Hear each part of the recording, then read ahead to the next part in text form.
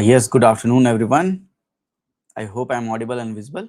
Nagalakshmi, good afternoon. Diksha, good afternoon. Pragya, Priyam, Premal, Manish, Prerna, good afternoon. Vikas, good afternoon.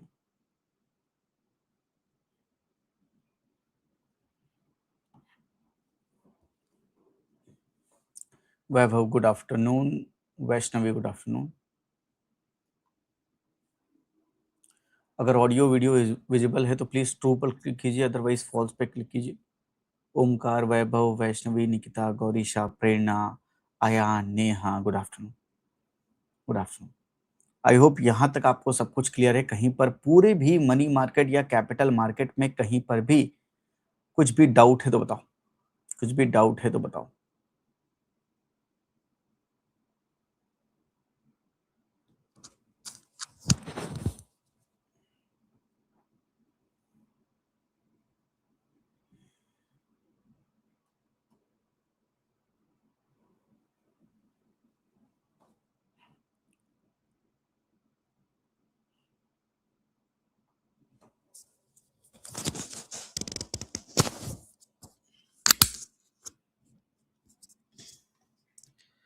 Mic सही से लग नहीं पा रहा तो मैं हैंड में कैरी कर लेता हूँ इसको.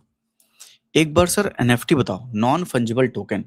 जैसे आप अपनी फिजिकल करेंसी फिजिकल ड्राइंग बनाते हैं या कोई भी आर्टवर्क बनाते हैं या कोई भी आपका जो कॉपीराइट है, जिसको आप कोई चीज कर रहे हैं, उसको आप डिजिटली अगर कर रहे हैं और आप चाहते हैं कोई उसको रेप्लिकेट ना करे, वो आपका ओरिजिनल वर्क है और आपके पास ही रहे, कोई इसको इमिटेट ना करे, पायरेट ना करे, तो आप क्या कर सकते हैं, उसको नॉन फंजिबल टोकन में कन्वर्ट कर सकते हैं. और फिर नॉन फंजिबल टोकन की पायरेसी या कॉपी नहीं बन सकती, क्योंकि original non fungible as a non fungible token secure किया गया है. तो अगर ओरिजिनल आपका आर्टवर्क अगर नॉन फंजिबल टोकन में सिक्योर है, तो आप उसको किसी और को अगर देना चाहते हैं, तो उसकी ओनरशिप अगर कोई लेगा तो आपको क्रिप्टो करेंसी में पे करेगा और उसकी ओनरशिप ले सकता है. मतलब आप अपना डिजिटल कोई भी काम करके उसको ओरिजिनल आर्ट वर्क उसको आप बेच सकते हैं, एंड वो ओरिजिनलिटी एकदम सिक्योर रहे. That's why non fungible tokens. Yes. Surety bonds are bonds for giving you surety that your project will be completed in a definite amount of time and in a certain quality standards, according to certain quality standards. Yes, Nikita. तो surety bonds में आप contractor को कहते हो कि जाओ surety bonds लेकर आओ. पहले बैंक गारंटी थी, उसके प्लेस पर अब श्योरिटी बॉन्ड्स हैं. तो अब कॉन्ट्रैक्टर इंश्योरेंस कंपनी के पास जाएगा, उनसे कहेगा मुझे इस बात की श्योरिटी बॉन्ड एक इशू कर दो, मुझे अपने क्लाइंट को श्योरिटी बॉन्ड देना है कि मैं उनका ये प्रोजेक्ट इस टाइम पर इस क्वालिटी में कंप्लीट कर दूंगा, मैं आपको प्रीमियम पे करता हूं, आप उनको बॉन्ड इशू करके दे दो. तो वो मुझे बॉन्ड इशू करके कॉन्ट्रैक्टर लाएगा, मुझे बॉन्ड देगा, तब मैं उसकी बात पे बिलीव करूंगा कि हाँ वो इस क्वालिटी पर और इस टाइम पर घर बना के देगा या प्रोजेक्ट कंप्लीट करके देगा. अगर उसने ऐसा नहीं किया, so insurance company will be liable to give you your claim. Yes. और इंश्योरेंस कंपनी कॉन्ट्रैक्टर से क्या लेगी, प्रीमियम पे करवाएगी. कॉपीराइट नहीं बोल सकते ओंकार एनएफटी को, बट हाँ आपकी ओनरशिप को, आपके ओरिजिनल पीस ऑफ वर्क को ओरिजिनल रखने के लिए एनएफटी करवाते हैं लोग, उसको as a non fungible token register करवा देते हैं. तो कोई अगर कॉपी करेगा भी ना, तो करने के बाद भी ओरिजिनल कहां पर है, सबको पता ओरिजिनल यहां पर है. यस. एनी अदर डाउट, किसी के पास कुछ और डाउट? अब लगता है एक माइक या स्टैंड होना चाहिए जिसमें मैं अपना ये माइक लगा दिया करूं.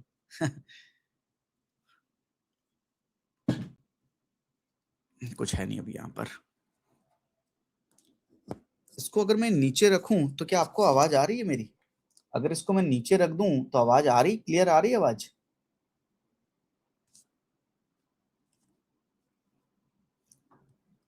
माई वॉइस इज क्लियर? अक्षित, आप मेंटरशिप ज्वाइन नहीं कर सकते हैं, माइंडसेट बिल्डर प्रोग्राम ज्वाइन कर सकते हैं, मेंटरशिप ज्वाइन करना मुश्किल है.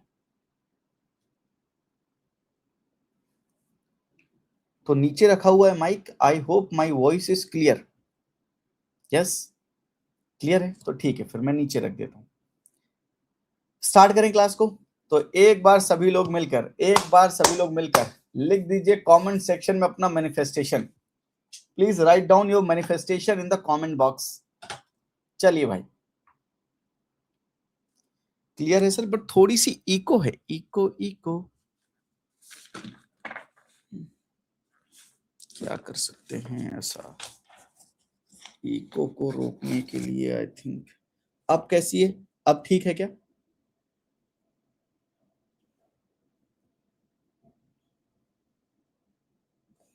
अब ठीक है क्या? वॉइस क्लियर है क्या मेरी? भाई वॉइस में दिक्कत नहीं होनी चाहिए। टीचर की वीडियो क्वालिटी और ऑडियो क्वालिटी में कोई दिक्कत नहीं होनी चाहिए, नहीं तो जो स्टूडेंट्स होते हैं उनका कंसंट्रेशन ब्रेक होता है। एक बार इन्वेस्टर प्रोटेक्शन फंड, ऐसा फंड जो आपने इन्वेस्टर के प्रोटेक्शन के लिए रख रखा है, उसको अनुराधा इन्वेस्टर प्रोटेक्शन फंड बोलते हैं। इन्वेस्टर को आप प्रोटेक्ट कैसे कर सकते हैं? प्रोटेक्ट करने का मतलब यह है कि आप स्पेकुलेटिव जो चीजें होती है उसमें नहीं कर सकते हो। भाई शेयर्स के प्राइस कहां से कहां जाएंगे, कहां से कहां नहीं जाएंगे, वो उनका रिस्क है, उसमें नहीं करना है, उनको प्रोटेक्शन नहीं देनी है। पर other than that non speculative जो चीजें होती हैं, फॉर एग्जाम्पल आपने किसी से शेयर्स परचेज किए पर आपके डीमेट अकाउंट में वो शेयर्स नहीं आए, आपने पैसा पे कर दिया है, पैसा भी पे कर दिया और शेयर्स नहीं आए, तो ये कैसा लॉस हुआ? आपका नॉन स्पेकुलेटिव लॉस हुआ। इसकी भरपाई इसी फंड से निकाल कर दी जाएगी। Yes,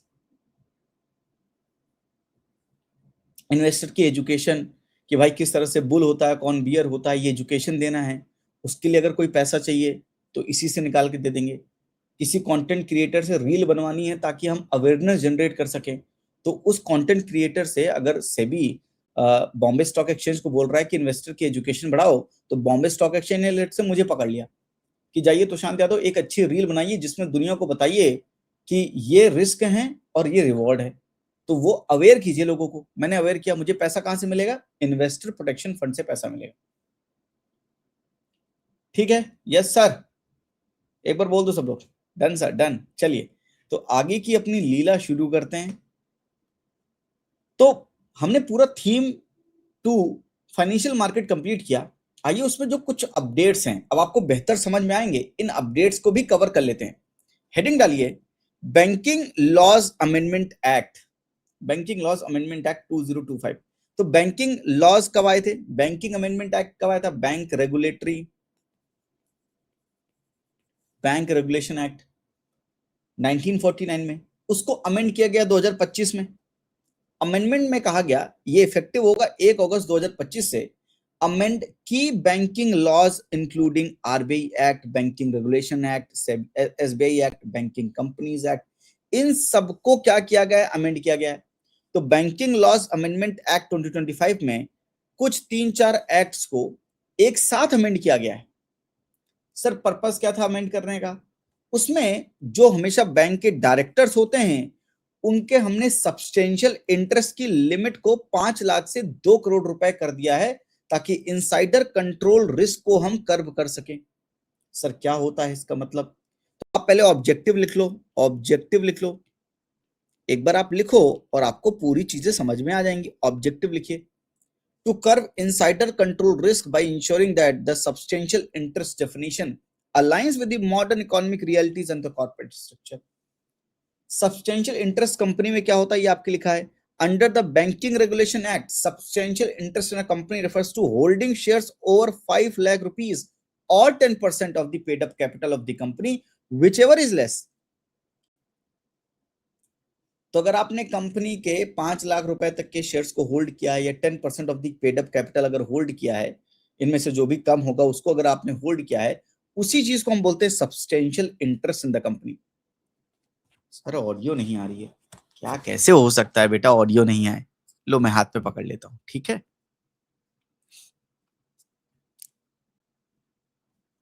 Holding shares of over 5 lakh rupees or 10% of the paid up capital of the company, whichever is less. You know the paid up capital 5 lakh rupees, आपको समझ में आ रहा है?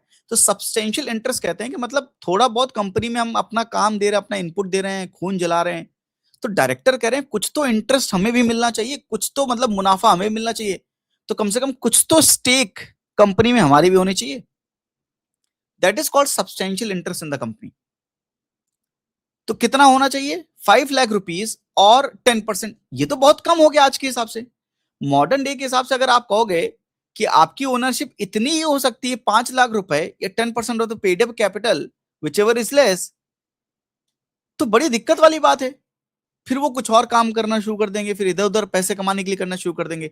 इसलिए हमने उस लिमिट को 5 लाख रुपए से 2 करोड़ कर दिया है, ताकि भाई आप चिंता मत करो, आपके पास कंपनी में सब्सटेंशियल इंटरेस्ट रहेगा। अंडरस्टूड? दिस में हेल्ड बाय एन इंडिविजुअल, एक स्पाउस, माइनर चिल्ड्रन, इधर इंडिविजुअली और कलेक्टिवली, कैसे भी आप होल्ड कर सकते हैं। It's like a holding the shares.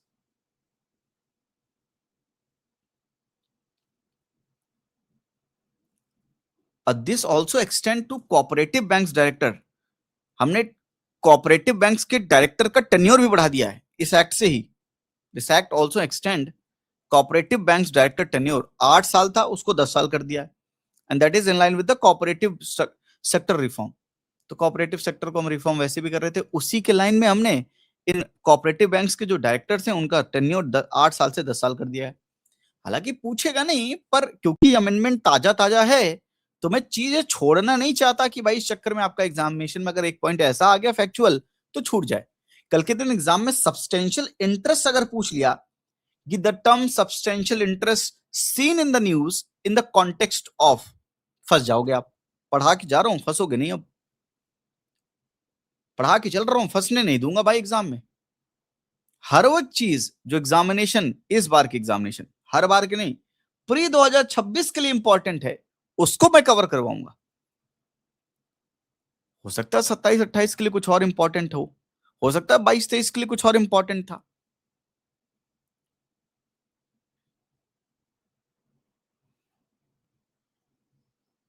And this amendment act also allows for public sector bank to transfer unclaimed shares their dividend to IEPF। Unclaimed shares, किसी के शेयर्स थे उसने क्लेम नहीं किया, मान लीजिए आपके दादाजी के शेयर्स थे, दादाजी ने आपको बताया नहीं, आपके पिता को नहीं बताया, फिर आपको नहीं पता चला। अब आपको पता ही नहीं चला कि दादाजी के नाम पे शेयर थे। कई लोग ऐसे हैं जिनको पता ही नहीं था कि उनके grandfather, grand mother, grand grandfather, grand grand mother के पास क्या शेयर्स थे। अब वो शेयर्स क्या हैं? अनक्लेम्ड हैं। आपके लेट से अगर मेरे पिताजी पिताजी इस दुनिया में नहीं है, अगर मुझे पता नहीं होता उनके बैंक अकाउंट में कितना पैसा है, तो मैं उसको कभी ले पाता क्या? मुझे पता ही नहीं होता कहां कहां पर बैंक अकाउंट है, कहां पर क्या क्या क्या है, तो वो सब पैसा कैसा होता? अनक्लेम्ड मनी होता। तो पब्लिक सेक्टर बैंक ट्रांसफर कर सकता है अनक्लेम्ड शेयर्स एंड डिविडेंड्स। किसको? आईईपीएफ, वही investor education and protection fund को, वही इन्वेस्टर एजुकेशन प्रोटेक्शन फंड को, ताकि वो पैसा अगर वहां जाएगा, अनक्लेम्ड पैसा बैंकों के पास नहीं रहने दो। अनक्लेम्ड पैसा ऐसी जगह डालो जहां पर अवेयरनेस जनरेशन के लिए काम हो, प्रोटेक्शन देने के लिए काम हो।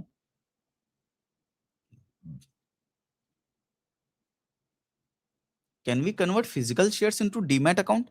You cannot convert. CDSL and NSDL are for that purpose, dematerialization। Prem, how will you cover? आप कैसे कन्वर्ट करोगे? तो CDSL NSDL का काम है, वो करेंगे। So these are the 5 key points, 1 2 3 4 5 key points of this Banking Laws Amendment Act 2025। जिस तरह से मैं हमेशा बोलता रहा, mineral laws amendment act is very much important. MMDR act बोलते हैं इसको, mines and minerals development and regulation act is very much important. और उसके हिसाब से सवाल पूछा गया, क्योंकि इसका अमेंडमेंट 2020 में हुआ था, 2025 में सवाल mines and mineral development regulation act, इनसे सवाल पूछा गया। ऐसे ही क्योंकि किसी चीज को 5 साल कंप्लीट होते हैं या कोई चीज करंट अफेयर में होती, सवाल पूछता है यूपीएससी। उसी कॉन्टेक्स्ट में जिस तरह से mineral laws amendment act important है, उसी कॉन्टेक्स्ट में बैंकिंग लॉज अमेंडमेंट एक्ट इस बार इंपॉर्टेंट है। एंड दीज 5 पॉइंट्स से आपको स्टेटमेंट बनाकर यूपीएससी पूछ सकता है। तो आपको 5 पॉइंट इसलिए मैंने बताए।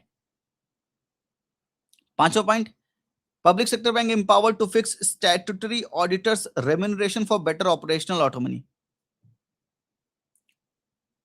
तो जो ऑडिटर्स है उनका पैसा वैसा जो उनको देते हैं उसको थोड़ा सा ठीक करो, ताकि वो बेटर ऑपरेशनल ऑटोनॉमी फॉलो कर सके। मतलब जनरल पॉइंट है, तो बस ये चार्टर्ड अकाउंटेंट के रेफरेंस में, ऑडिट के रेफरेंस में पॉइंट है।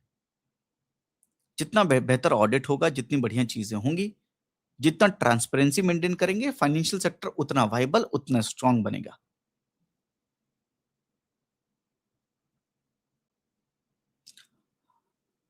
अक्षित, आज आपने ज्वाइन किया है, तो एक बार अक्षित एक काम करो, पहले की 2 थीम्स कंप्लीट कर लो। और हाँ, अगर आप नई थीम आज से स्टार्ट करना चाहते हो, तो थोड़ी देर में जब ये पूरा कंप्लीट हो जाएगा, अपडेशन कंप्लीट कर दूंगा, उसके बाद हम यूनिट या theme number 3 government budget and physical policy of the government start करेंगे। Government budget and physical policy of the government में एक बजट का लेक्चर मैं पहले भी ले चुका हूं, वो लेक्चर आपको कंपलसरी देखना है, मैं रिपीट नहीं करूंगा आई थिंक। तो वो लेक्चर यहीं पर अपलोडेड ही है, आप कंटेंट सेक्शन में जाएंगे तो बजट का एक लेक्चर मैंने लाइव लेक्चर लिया था, तो बजट का लेक्चर अपलोडेड है, प्लीज उसको देख लीजिएगा। बजट में वो सब चीजें जो हमने की हैं वो मैं रिपीट नहीं करूंगा, रिपीट करने से आपका टाइम वेस्ट होगा, मेरी मेहनत वेस्ट होगी, और वो ताजा ताजा ही है, अभी का ही बजट है। तो मैंने किया है पेड अप कैपिटल, मतलब याद है आपको?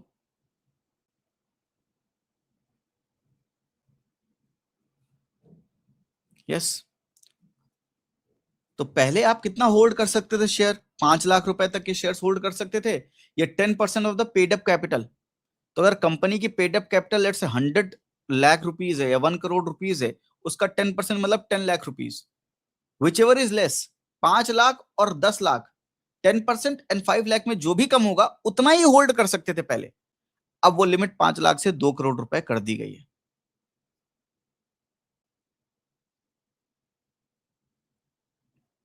सो this is about banking laws amendment act 2025। लिखा आपने, डन है ये 5 पॉइंट डन है क्या?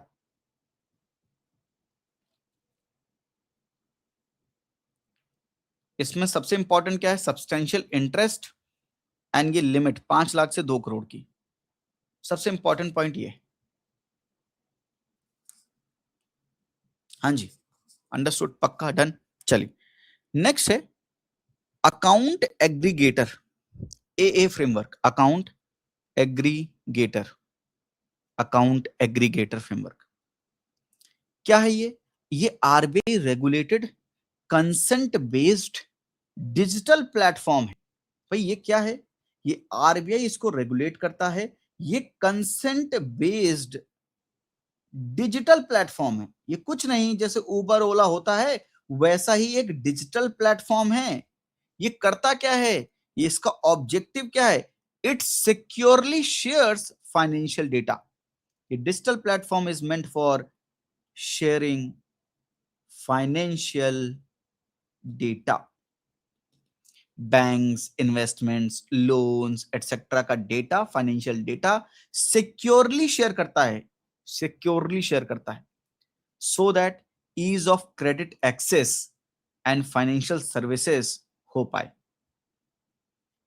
तो आपको आराम से क्रेडिट मिल पाए। तो ये फाइनेंशियल डेटा को क्या करता है? सिक्योरली शेयर करता है। That's called account aggregator. Function कैसे करता है? Operates as NBFC. तो ये एक तरह का एनबीएफसी है, नॉन बैंकिंग फाइनेंशियल कंपनी। इसका काम क्या है? इस कंपनी का एक ही काम है, फाइनेंशियल डेटा को सिक्योरली शेयर करना।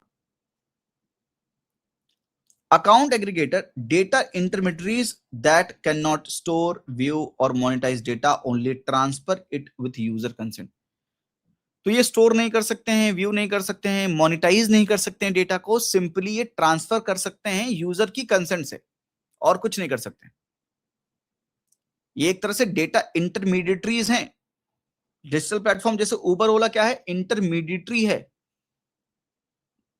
ऐसे ये लोग भी इंटरमीडिएटरी हैं, सिर्फ फाइनेंशियल डेटा को शेयर करते हैं, स्टोर नहीं कर सकते, व्यू नहीं कर सकते, मोनेटाइज नहीं कर सकते, सिंपल ट्रांसफर करते हैं, और वो भी यूजर की कंसेंट से, वो भी यूजर की कंसेंट से। तो कल के दिन स्टेटमेंट अगर आ जाए without user consent, without user consent, तो प्लीज ध्यान रखिएगा। इसलिए मैं बहुत फोकस करके आपको कुछ चीजें बता रहा हूं कि ये विद और विदाउट में यूपीएससी खेलता है। यूपीएससी कहां कहां खेल सकता है? दे कैन स्टोर, तो यहां पर कैन नॉट स्टोर की जगह लिख देंगे दे कैन स्टोर, करेक्ट, लिख देंगे विदाउट द यूजर कंसेंट, ऐसे दो स्टेटमेंट बना देंगे इससे ही, और आपको दोनों स्टेटमेंट पता चल जाएगी गलत है कि सही है। तो यूपीएससी कहां खेलता है इस पूरे जहान में, उसको यही छोटे छोटे वर्ड्स मिलते हैं खेलने के लिए।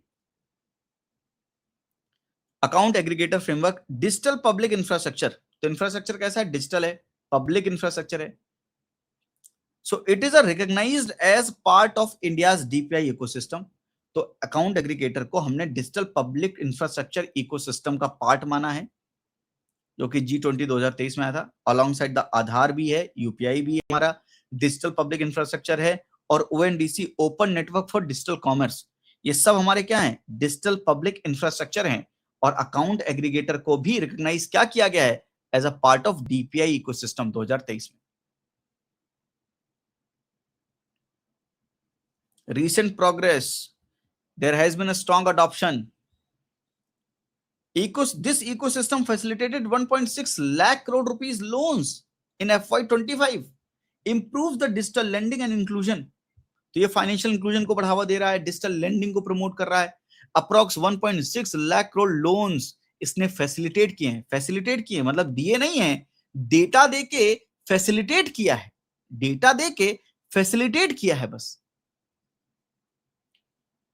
2025 में आरबीआई ने कंसेंट के ऊपर इसके नॉर्म्स को थोड़ा सा स्ट्रेंथन किया था। साइबर सिक्योरिटी, गवर्नेंस, ट्रांसपेरेंसी को लेकर आरबीआई ने थोड़ा सा चीजों को बेहतर किया था, थोड़ा सा स्ट्रिक्ट किया था, ताकि ट्रस्ट और रेजिलियंस दोनों चीजें बनी रहे। बताइए कितना बढ़िया लिखा है, पांचों पॉइंट में कोई दिक्कत नहीं होनी चाहिए। एक अकाउंट एग्रीगेटर, 1 2 3 4 5 पॉइंट। अब बताओ इन 5 पॉइंट से यूपीएससी 2 स्टेटमेंट या 3 स्टेटमेंट बेस्ड क्वेश्चन पूछ लेगा, क्या दिक्कत है? हो सकता है 2 स्टेटमेंट एलिमिनेशन टाइप पूछ ले, 3 स्टेटमेंट हैप्पैजार्ड एलिमिनेशन टाइप पूछ ले, या 3 स्टेटमेंट एलिमिनेशन टाइप भी पूछ सकता है। ये 3 4 क्वालिटी के सवाल पूछ सकता है, या बोथ नन में भी पूछ सकता है, हाउ मेनी करके। ये 3 4 टाइप के सवाल पूछ सकता है यूपीएससी बस। और आपको पता है कहां खेल सकता है? आपको अगर ध्यान से देखो क्या होता है, जब हम पढ़ते हैं तो अगर हम कॉन्शियसली होके पढ़ते हैं, कॉन्शियस होके पढ़ते हैं, वी नो कि यूपीएससी कहां पर ट्रैप कर सकता है। जो एक स्टूडेंट अगर एग्जाम के पर्सपेक्टिव से पढ़ रहा है तो उसको हमेशा ये देखना चाहिए कि यूपीएससी किस टाइप के सवाल फ्रेम करता है। पीवाईक्यू देखना चाहिए। पीवाईक्यू देखने का मतलब क्या है? पीवाईक्यू इतना देख लो, इतना देख लो, इतना देख लो कि दिमाग में ये बस जाए कि अच्छा यूपीएससी इसको चेंज कर देगा, यूपीएससी इसको चेंज कर देगा, मुझे ये बात ध्यान रखनी है, ये चीज करनी है मुझको। तो कॉन्सेप्ट तो समझ में आया, पर एग्जाम देने से पहले कॉन्सेप्ट का एप्लीकेशन भी समझ में आ रहा है कि यूपीएससी कहां पर गेम खेल सकता है। बोलिए, अकाउंट एग्रीगेटर समझ में आया? ये एक डिजिटल प्लेटफॉर्म है जो क्या करता है? फाइनेंशियल डेटा को शेयर करता है, स्टोर नहीं करता, देखता नहीं है, मोनेटाइज नहीं करता है, सिर्फ शेयर करता है विद कंसेंट और without consent. Sir with consent करता है। और ये क्या डीपीआई का पार्ट है? बिल्कुल डीपीआई का पार्ट है। आरबीआई ने इसके नॉर्म को स्ट्रेंथन किया था ताकि ट्रस्ट और रेजिलियंस, रेजिलियंट बना रहे इकोसिस्टम, और ट्रस्ट जनरेट हो सके। बताइए 5 पॉइंट कितने खूबसूरत पॉइंट। मजा आया आपको समझ के? ये अपडेट्स आपको समझ में आ रहे हैं? क्या मैंने आपको जो मार्केट पढ़ाया, financial market, money market and capital market, क्या उसको पढ़ के आप करंट अफेयर कवर करने लायक हो अब? Yes sir. ये लिखा आपने, एक बार लिख दो कमेंट सेक्शन में, डन है सर। तो मैं अगला वाला आपको अपडेट बताऊं, नेक्स्ट अपडेट बताएं आपको।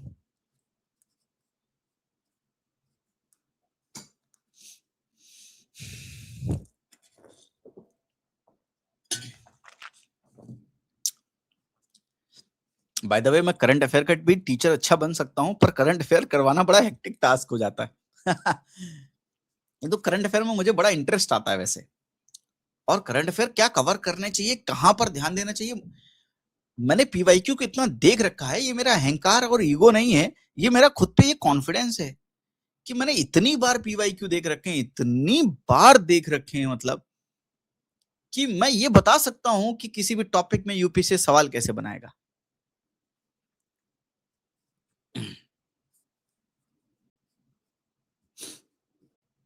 टोटल 7 8 थीम्स होंगी बेटा अक्षय, 8 9 थीम्स होंगी, काउंट नहीं करके रखा मैंने ऐसे।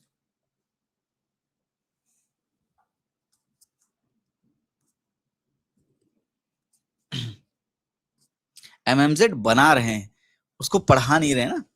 बस हम बना के देते हैं आपको, वो अच्छा देते हैं। आई होप उसको पढ़ने में आपको दिक्कत नहीं होती है।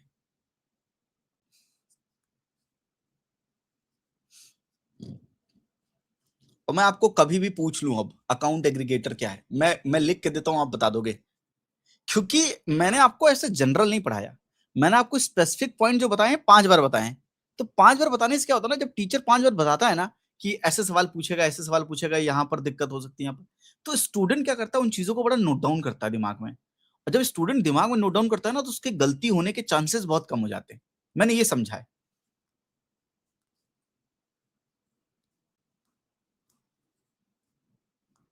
चले, नहीं नहीं यार, करंट अफेयर नहीं करवा सकता मैं। मैंने बस बताया है कि मुझे इंटरेस्ट आता है। सी सेट आपने कहा था, इस बार मैं सी सेट करवा रहा हूँ, और सी सेट क्या करवा रहे हैं भाई, प्रॉफिट एंड लॉस में कुछ भी पढ़ाना ही नहीं पड़ा, परसेंटेज पढ़ाते पढ़ाते प्रॉफिट लॉस कवर करवा दिया मैंने। मजा आ गया, मुझे भी मजा आ गया। इस तरह की टीचिंग करने में भी टीचर को भी बहुत मजा आता है, तो क्रिएटिव होने में बड़ा मजा आता है। Next topic is next topic is green municipal bonds. Green municipal bonds, by the way हमारे अलख पांडे सर पीडब्ल्यू वाले, उन्होंने 200 बच्चे क्लेम किए थे इस बार की, 200 बच्चे उनके पेड बैचेस से हैं।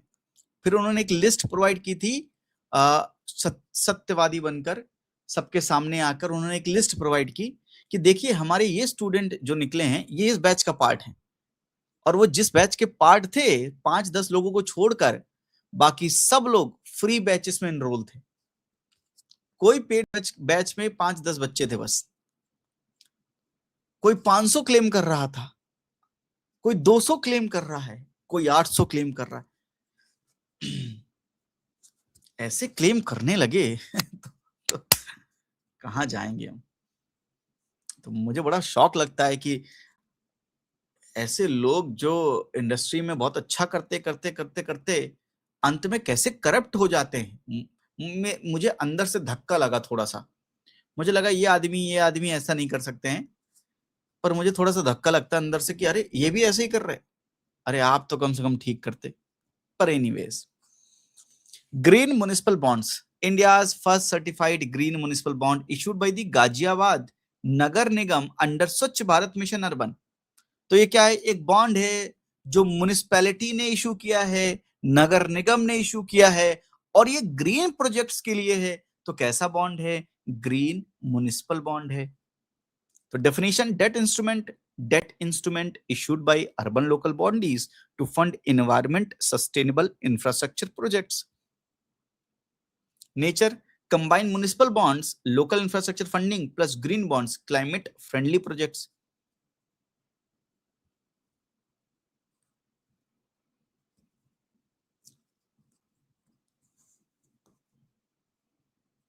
नहीं, बिजनेस करिए, बिजनेस करने में कोई दिक्कत नहीं है। आप लोग जो लिख रहे हैं सर वो बिजनेस कर रहे हैं, ठीक, मैं भी बिजनेस ही कर रहा हूँ। देखो झूठ क्यों बोलना है भाई, मैं आपको पढ़ा जरूर रहा हूँ, मेरे घर में पैसे आ रहे हैं, तो एक तरह से ये भी तो बिजनेस ही हुआ। आप इसको भी बिजनेस ही कह सकते हैं। शिक्षा, एजुकेशन बिजनेस ही है। पहले के जमाने में नहीं था, जब गुरु को अंगूठा काट के देते थे तब बिजनेस नहीं था, तब उसे गुरु दक्षिणा कहते थे। आज गुरु दक्षिणा बची नहीं, जाहिर सी बात है कि भाई आज वो माहौल नहीं है, वो चीजें नहीं है, सबको अपना घर भी चलाना है, तो बिजनेस करिए। पर गांधी जी कहते हैं business without ethics is a sin. तो आप भी मुझे पैसे देते हैं तभी तो मेरा घर चलता है, और आपसे अगर मैं पैसे ना लूं, फ्री में पढ़ा दूं, आप फ्री में चीजों को कैसे ट्रीट करते हैं आपको पता है ना।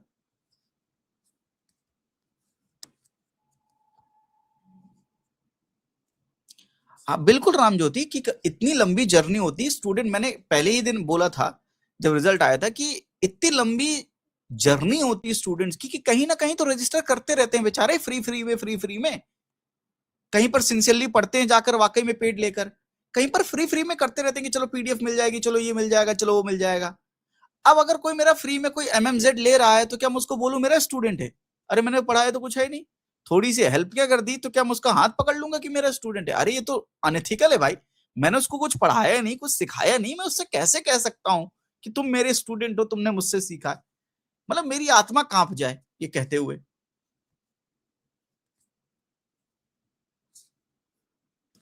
तो फ्री में, जाहिर सी बात है। और वो इंस्टीट्यूट क्लेम करने लगते हैं। मैं आपको रियल बताता हूं, जिस दिन स्टूडेंट किसी दूसरे कोचिंग इंस्टीट्यूट में जाएगा उसके उनके बुलाने पर, और किसी तीसरी कोचिंग इंस्टीट्यूट का नाम लेगा कि भाई हमने वहां से पढ़ा है, आपके यहाँ आए, हम आए, आपने बुलाया, हम आ गए आपके पास, आपने हमसे ओपिनियन पूछा, मैं टॉपर हूं, मैंने कैसी चीजें की, मैंने वहां से ये चीज की थी, आपसे कुछ नहीं की। जिस दिन ये होने लगेगा, जिस दिन लोग सत्यवादी हो जाएंगे, जिस दिन लोग सच बोलने लगेंगे टॉपर्स आके सामने कि हम आपके कोचिंग इंस्टीट्यूट में आपके बुलाने पर आ जाते हैं, पर जहां से पढ़ा हम वहीं का नाम लेंगे, हमने जहां से हमको वाकई में आउटपुट मिला वहां से नाम लेंगे। आपके यहाँ हो सकता है हमने पीडीएफ ले ली है, पर मुझे आउटपुट नहीं मिला तो मैं आपका नाम नहीं लूंगा आपके कोचिंग इंस्टीट्यूट में आके, लेकिन मैं तीसरे इंस्टीट्यूट का नाम लूंगा, चौथे इंस्टीट्यूट का नाम लूंगा जहां से मैंने वाकई में आउटपुट मिला मुझे। उस दिन ये इंडस्ट्री सुधर जाएगी। उसके लिए टीचरों का, ये इंस्टीट्यूट का सुधरना जरूरी नहीं है, टॉपर्स का सुधरना जरूरी है, उनके अंदर एथिक्स होना जरूरी है। हम नेताओं को गाली जरूर देते हैं, पर गाली देने के लिए नेता जिम्मेदार नहीं है, हम जिम्मेदार हैं। हम उनको वोट देते हैं एक पौआ में चंद 500 रुपए में हम उनको वोट बेच देते हैं और कहते हैं कि वो हमें बेच रहे, वो देश बेच रहे। अरे हम भी तो पहले बिके हैं, फिर वो देश बेच रहे। तो जिम्मेदार सिर्फ और सिर्फ नेता नहीं है, जिम्मेदार हम भी हैं। जिम्मेदार सिर्फ ये इंस्टीट्यूट नहीं है जो ये काम करते हैं, जिम्मेदार टॉपर्स भी हैं जो पैसे, चंद पैसों के खातिर अपना ईमान बदल देते हैं। जिस दिन मेरा कोई स्टूडेंट ऐसा बन गया और उसने ये बात बोल दी, मैं जीवन में उस स्टूडेंट को कभी, जीवन में स्टूडेंट को मैं देखूंगा भी नहीं। बुलाना तो दूर है, मैं अपने इंस्टीट्यूट पर बुलाऊं तो कभी नहीं, मैं देखना, कभी बात करना, मैं जीवन में उससे कोई रिश्ता रखना छोड़ दूंगा। जो सच्चाई के कुछ पन्ने नहीं पढ़ पाया, जिसको मैं एथिक्स नहीं सिखा पाया, मैं उसका टीचर नहीं बनना चाहता, मैं उसका गुरु नहीं बनना चाहता।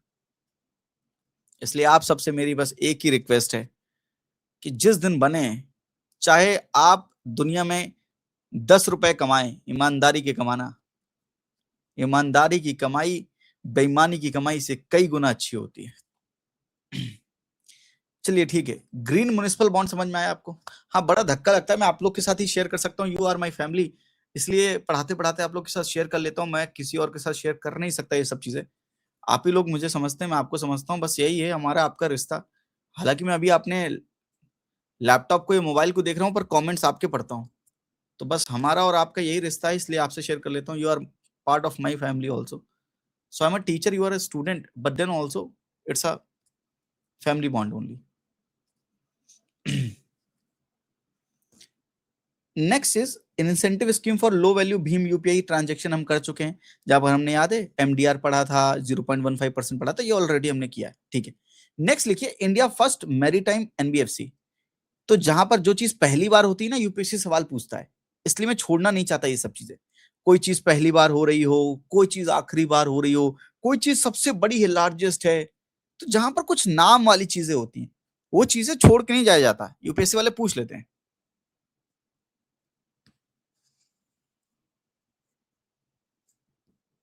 India first maritime NBFC. India launched Sagarmala Finance Corporation Limited (SMFCL) as the first dedicated maritime NBFC to finance blue economy sectors, aligning with the Maritime Amrit Kal Vision 2047. तो भाई ये मैरीटाइम एनबीएफसी क्या करेगी? ये NBFC dedicated किसके लिए? Blue economy को promote करने के लिए, वाटर इकोनॉमी को, ओशन बेस्ड इकोनॉमी को प्रमोट करने के लिए ये एनबीएफसी डेडिकेटेड है। मतलब ये एनबीएफसी किसको पैसा देगी? उन्हीं को पैसा देगी जो ब्लू इकोनॉमी सेक्टर्स में होंगे, बस। तो सागरमाला, सागर मतलब ओशियन, सागरमाला प्रोजेक्ट भी चलता है। तो सागरमाला फाइनेंस कॉर्पोरेशन लिमिटेड ये फर्स्ट डेडिकेटेड मैरीटाइम एनबीएफसी है जो सिर्फ और सिर्फ फाइनेंस करेगी किसको? ब्लू इकोनॉमी सेक्टर्स को। और जो हमारा गोल है 2047 तक हम मैरीटाइम अमृत काल विजन में हैं, वो पूरा हो सकेगा हमारा। That's India's first maritime NBFC.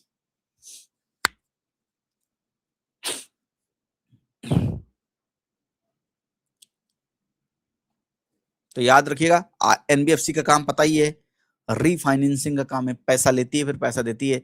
They are doing financial debt, they are giving financial debt, पैसा लेकर पैसा देती है। मैरीटाइम है मतलब किसके पर्पस के लिए? सर ब्लू इकोनॉमी को प्रमोट करने के लिए। तो नाम में ही मतलब है, भूलिएगा मत, पहली है इसलिए पढ़ाना जरूरी है। पहली है इसलिए पढ़ाना जरूरी है। आपके जीवन में पहला पहला प्यार आपको याद है ना, तो ऐसा जब भी कुछ पहला पहला होता है मुझे बताना पड़ता है। Then comes the self regulatory organisation, SRO, self regulatory. What's my name, what's my name, my name is Sheela. Why Sheela? खुद से ही प्यार जताऊं मैं। याद है आपने गाने के लिरिक्स सुने होंगे, खुद से ही प्यार जताएं, सेल्फ रेगुलेटरी, खुद को ही रेगुलेट करें। आरबीआई रिकॉग्नाइज एफआईडीसी, एफआईडीसी मतलब finance industry development council. RBI ने एफआईडीसी को क्या रिकॉग्नाइज किया है? As a self regulatory organisation for NBFCs, for NBFCs. तो FIDC represents asset and loan financing NBFC. और भी बाकी और भी सेल्फ रेगुलेटरी ऑर्गेनाइजेशन है। फॉर एग्जांपल माइक्रो फाइनेंस में साधन जो है वो क्या है? वो सेल्फ रेगुलेटरी ऑर्गेनाइजेशन है। एमफिन क्या है? माइक्रो फाइनेंस इंडस्ट्री नेटवर्क जो है ये क्या है? ये एक तरह का एसआरओ ही है। फिनटेक में फेस जो होता है वो फेस क्या है? फेस भी एसआरओ है। तो एसआरओ मतलब self regulatory organisation. SRO meaning non government body authorised by regulator to oversee an industry acting as a bridge between regulator and firms.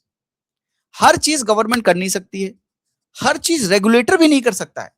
तो रेगुलेटर किसी को अपॉइंट कर रहा है, ऑथराइज कर रहा है, ताकि तुम जाओ एक इस इंडस्ट्री को तुम देखो, oversee this industry, so that you can act as a bridge between regulator and firm.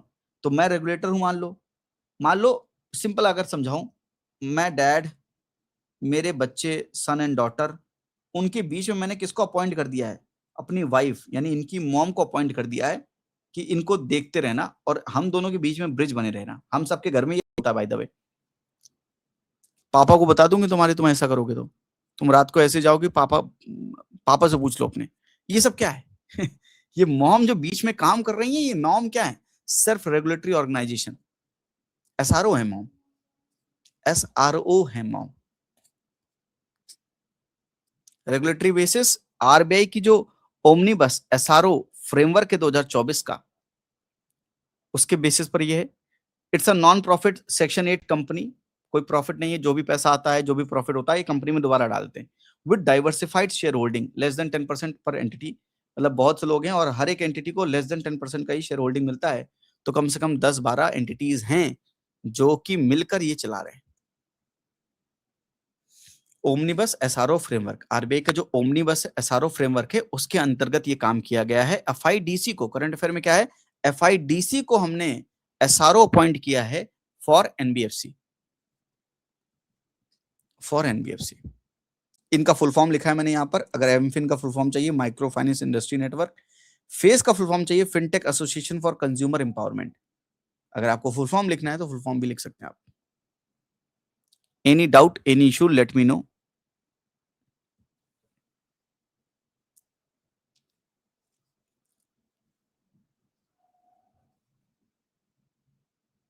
तो आपको सिर्फ रेगुलेटरी ऑर्गेनाइजेशन के बारे में पता चल गया, ये काम क्या करते हैं, ये ब्रिज है बेसिकली। डैड और बच्चों के बीच का ब्रिज कौन है? मम्मियां हैं। तो डैड ने मम्मी को अपॉइंट किया है कि बच्चों को ध्यान से रखना तुम। तो फिर मम्मी क्या करती है? पापा का हुल दे के हमेशा बोलती रहती है, आने दो तुम्हारे पापा को बताती हूँ। इतने छोटे कपड़े पहन के जा रही हूँ रात को 12 बजे, बताती हूँ, रुक जाओ। रेगुलेट कर रही हैं, पापा और आपके बीच में ब्रिज बन के बैठी है।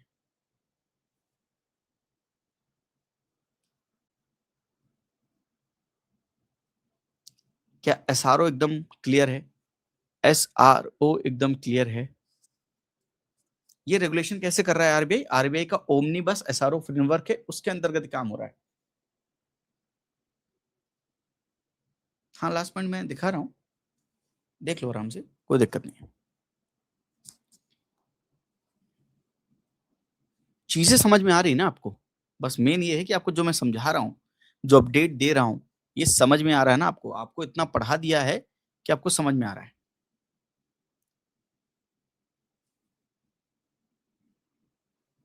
Asset and loan financing NBFCs के लिए सिर्फ रेगुलेटरी ऑर्गेनाइजेशन एसआरओ एफआईडीसी को रिकॉग्नाइज किया गया। यस,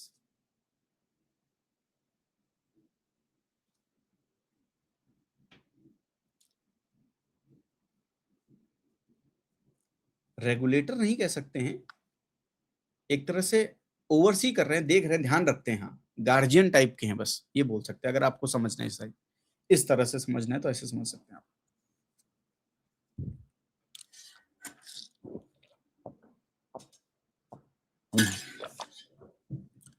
हो गया भाई, एस आर ओ कंप्लीट हो गया, सेल्फ रेगुलेटरी ऑर्गेनाइजेशन।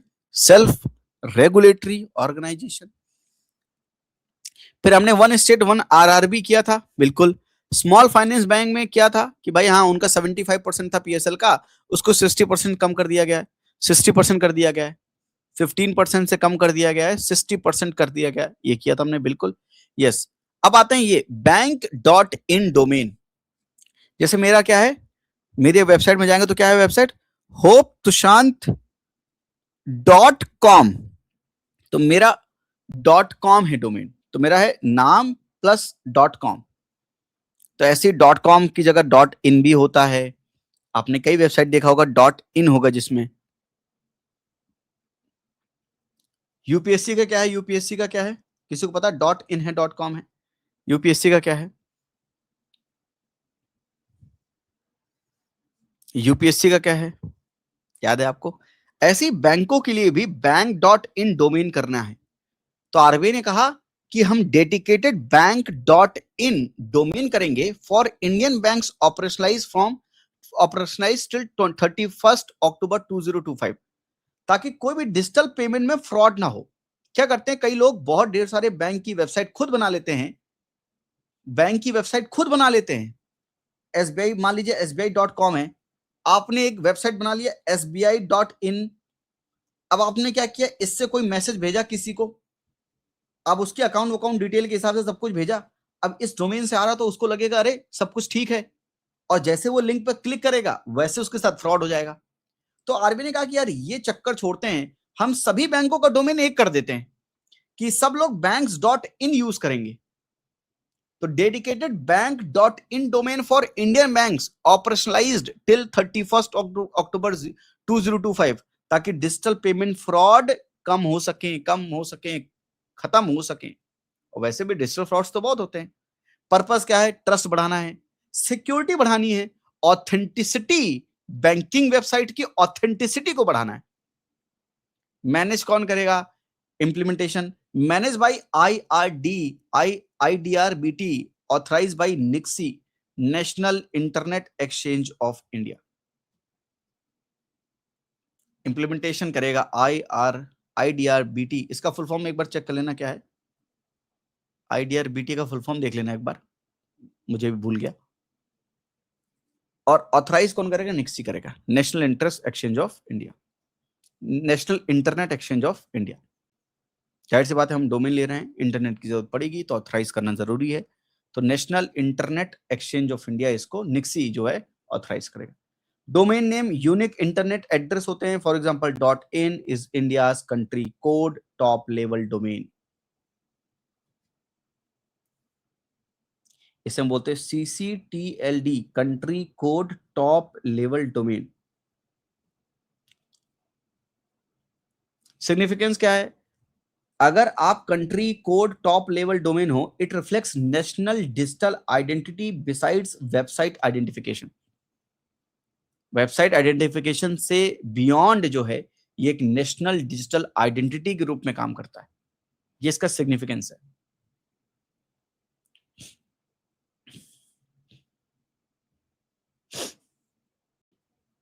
यूपीएससी का .in, UPSC NIC.in, institute for development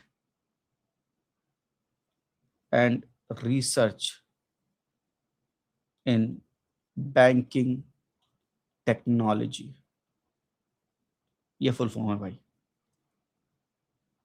ये फुल फॉर्म है, institute for development and research in banking technology. Thank you, thank you. IDRBT, institute for development and research in banking technology, ये manage करेगा banks.in का domain. मजा आया? समझ में आ रहा है? कुछ ऐसा है, लग रहा है कि आपको बहुत बड़ी बात है ये सब। CCTLD क्या होता है? Country code top level domain. ये क्या रिफ्लेक्ट करता है?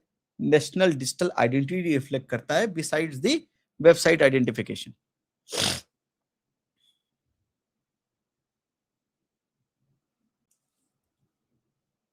डन? एक बार डन बोल दो जल्दी से, आगे चल दें।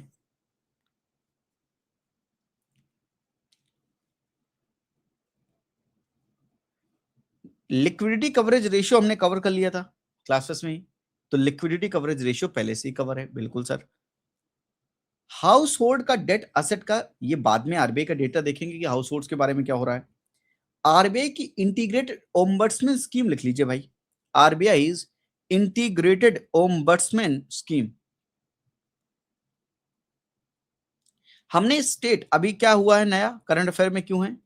क्योंकि हमने लेटेस्ट स्टेट और सेंट्रल कोऑपरेटिव बैंक्स को भी हमने आरबीआई की ओम्बड्समैन स्कीम में अंदर ला दिया है, जो कि 2021 से ऑपरेटेड है, और इस स्कीम को 5 साल कंप्लीट हो रहे हैं, 5 years. RBI integrated ombudsman scheme, ये स्कीम है क्या? ये आरबीआई की free single window grievance redressal. आपको कोई भी दिक्कत है, कोई भी ग्रीवियंसेस है, और आपको अपना ग्रीवियंसेस रिड्रेस करना है, आपको शिकायत करनी है उसकी, किसी चीज, किसी भी बैंकों की या किसी भी चीजों की, तो आप क्या कर सकते हैं? आप जाकर आरबीआई की इंटीग्रेटेड ओम्बड्समैन स्कीम में पार्ट लेकर आरबीआई को कंप्लेन कर सकते हैं। It's a free single window grievance redressal system under one nation one ombudsman approach, पूरे देश में। यस यस बिल्कुल। और 2021 में आया, 5 साल कंप्लीट भी हो रहे हैं, ये भी याद रखिएगा। लीगल बेसिस क्या है भाई? बैंकिंग रेगुलेशन एक्ट का बेसिस है, आरबीआई एक्ट है, पेमेंट सेटलमेंट एक्ट है, सबको आपको ईयर भी पता है, 1949, RBI act of 1935, 1934, and payment settlement system act of 2007। ये इन तीन, ये लीगल सिस्टम है भाई, इनके बेसिस पर ही हम ये कर पाए। लीगल बैकिंग होना जरूरी है, आपको पता ही है। कवरेज क्या है? कमर्शियल बैंक को कवर करता है, आरआरबीज को कवर करता है, अर्बन कोऑपरेटिव बैंक्स को कवर करता है, एनबीएफसी जिनका असेट मोर देन 100 करोड़ है उनको कवर करता है, सीआईसीज now expanded to cooperative banks also. Relief, ombudsman क्या रिलीफ दे सकते हैं? आपको 20 लाख रुपए तक का कंपनसेशन दे सकते हैं, 1 लाख रुपए तक का आपको एक्सपेंस डिस्ट्रेस का दे सकते हैं, तो आपको ओम्बड्समैन ये कंपनसेशन के रूप में दे सकते हैं।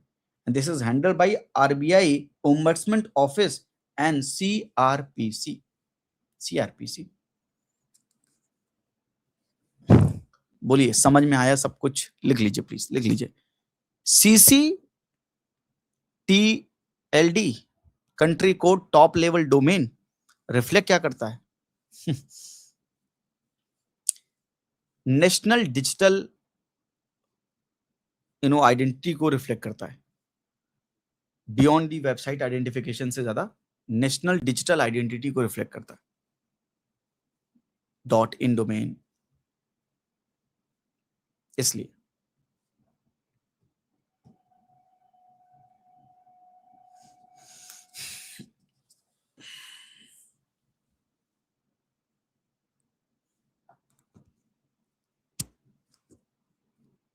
आरबीआई का इंटीग्रेटेड ओम्बड्समैन स्कीम समझ में आया? आपको शिकायत करनी है किसी भी कमर्शियल बैंक की, आरआरबी की, अर्बन कोऑपरेटिव बैंक्स की, या स्टेट या सेंट्रल कोऑपरेटिव बैंक की, अब वो भी कर सकते हैं, एनबीएफसी की। आप इन सब की शिकायत किससे कर सकते हैं? आरबीआई के इंटीग्रेटेड ओम्बड्समैन स्कीम में आप कर सकते हैं इन सब की शिकायत, और अगर वो गलत हुए और आप सही हुए तो आपको कंपनसेशन मिल सकता है, आपको कंपनसेशन मिल सकता है। सर इसका लीगल बेसिस क्या है? लीगल बेसिस ये एक्ट हैं जो आपके सामने दिए हैं, बैंकिंग सेक्टर को रेगुलेट करने वाला एक्ट, आरबीआई का एक्ट, पेमेंट सेटलमेंट का एक्ट। भाई पेमेंट सेटलमेंट ट्रांजैक्शन में कोई दिक्कत हो रही है, आपको कुछ ग्रीवेंसेस है, आप उसके बारे में जा सकते हैं। बैंकिंग को रेगुलेट करने के लिए बैंकिंग रेगुलेशन एक्ट है, आप उसमें जा सकते हैं। तो लीगल बेसिस उसका है। तो इस लीगल बेसिस यानी इस एक्ट के बेसिस पर ये काम कर रहे हैं, इनको पावर यहां से मिल रही है।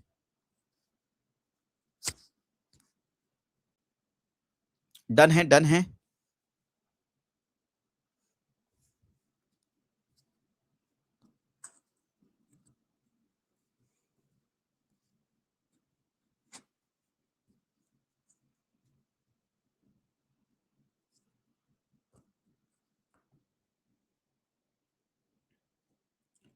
National strategy for financial inclusion, इसमें थोड़ा बाद में आते हैं, ये इंपॉर्टेंट है, पर उससे पहले आरबीआई का रेगुलेटरी बोर्ड, पेमेंट रेगुलेटरी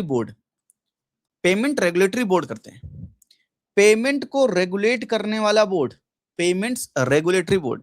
तो आरबीआई ने एक नई बॉडी बनाई है, न्यू बॉडी। जैसे याद है मॉनेटरी पॉलिसी कमिटी, ऐसे ही पेमेंट रेगुलेटरी बॉडी इंपॉर्टेंट है 2026 के प्री के लिए, प्री 2026 के लिए बड़ा इंपॉर्टेंट है भाई ये नई body. RBI formed a 6 member payment regulatory body to oversee payment system. Payment system को देखने के लिए पेमेंट रेगुलेटरी बोर्ड बनाया गया है। कंपोजिशन क्या होगा? आरबीआई का गवर्नर होगा, डेप्यूटी गवर्नर होगा, आरबीआई के एग्जीक्यूटिव डायरेक्टर होंगे और 3 गवर्नमेंट के नॉमिनीज होंगे। तो क्या ये एमपीसी ही जैसा पीआरबी है जहां पे 3 आरबीआई के मेंबर हैं और 3 गवर्नमेंट के मेंबर हैं? पहले क्या होता था? पहले इसकी जगह पर क्या था? पहले इसकी जगह पर बीपीएसएस था, board for regulation and supervision of payment and settlement system, जिसमें सिर्फ आरबीआई के ही मेंबर हुआ करते थे। लेकिन गवर्नमेंट ने कहा कि हमको अपने मेंबर भी चाहिए एमपीसी की तरह, इसलिए यहां पर गवर्नमेंट के 3 मेंबर को इंक्लूड किया गया। आरबीआई के 3 मेंबर, गवर्नमेंट के 3 मेंबर, क्या बनाया? पेमेंट रेगुलेटरी बोर्ड बनाया। किसको हटाया? बीपीएसएस को हटाया। और इसका लीगल बेसिस क्या है? Payment and settlement act of 2007। Right सी बात है, पेमेंट को रेगुलेट कर रहे हैं तो पेमेंट सेटलमेंट एक्ट 2007। फंक्शनिंग क्या होगा? मीट्स एटलीस्ट ट्वाइस ईयरली, कम से कम 2 बार, यानी 6 महीने में 1 बार मिलेंगे। कोरम 3 मेंबर का, 3 मेंबर होंगे तभी मीटिंग पॉसिबल है। डिसीजन मेजोरिटी से होगा और अगर बराबर हो गए तो जो भी चेयर होगा वो कास्टिंग वोट करेगा। Chairman will have the power of casting, तो यानी आरबीआई का गवर्नर ही चेयर करेगा, तो आरबीआई के गवर्नर के पास क्या होगा? कास्टिंग पावर होगी, जस्ट लाइक एमपीसी। तो अगर यूपीएससी ने एमपीसी से सवाल पूछा है, आप बताओ इससे सवाल पूछने की प्रोबेबिलिटी ज्यादा है या कम है? आप खुद बताओ, खुद दिमाग लगाओ। बिल्कुल एमपीसी के जैसा है, पर सिर्फ और सिर्फ पेमेंट को रेगुलेट करने के लिए है। एमपीसी इन्फ्लेशन को कंट्रोल करने के लिए था। मजा आ रहा? दिमाग खुल रहा है या नहीं खुल रहा?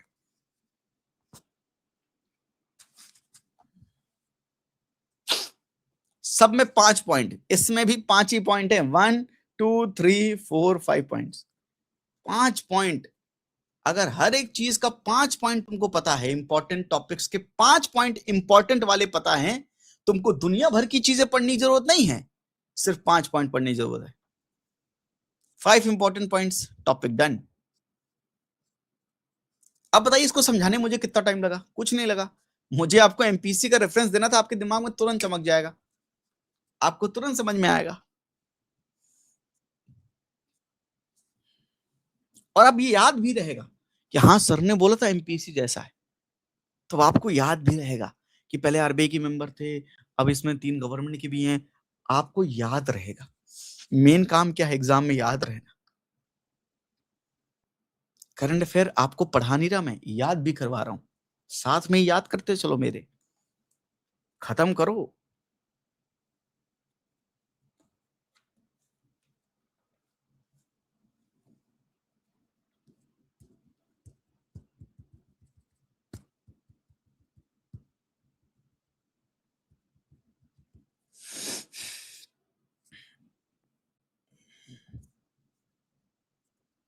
डन। 5 पॉइंट लिख लिया आपने भाई, डन बोल दिया करो।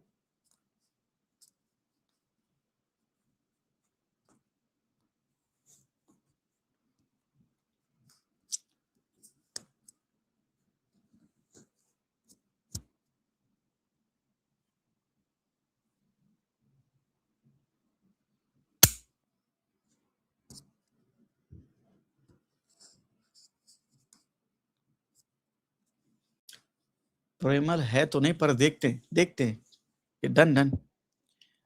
नेक्स्ट, सेबी का वेरीफाइड यूपीआई फ्रेमवर्क।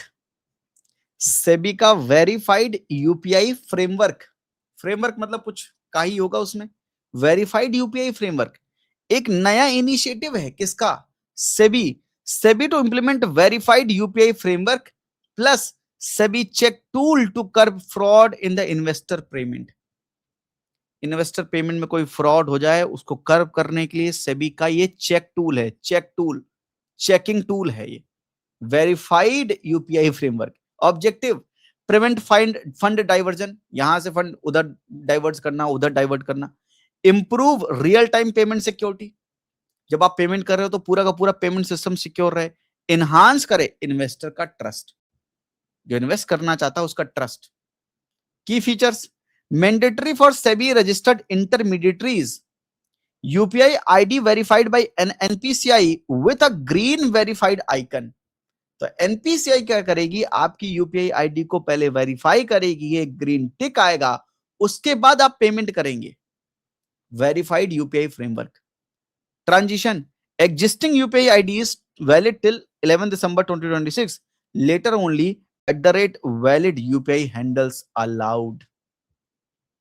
तो ऐसे यूपीआई हैंडल जिसमें @valid होगा वो यूपीआई हैंडल्स को अलाउ करेंगे ताकि आप इन्वेस्ट कर सकें कैपिटल मार्केट में।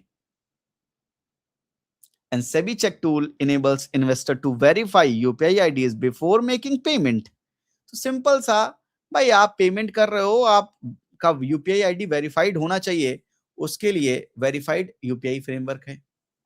निकिता को छूट गया क्या भाई ऊपर? ये लो,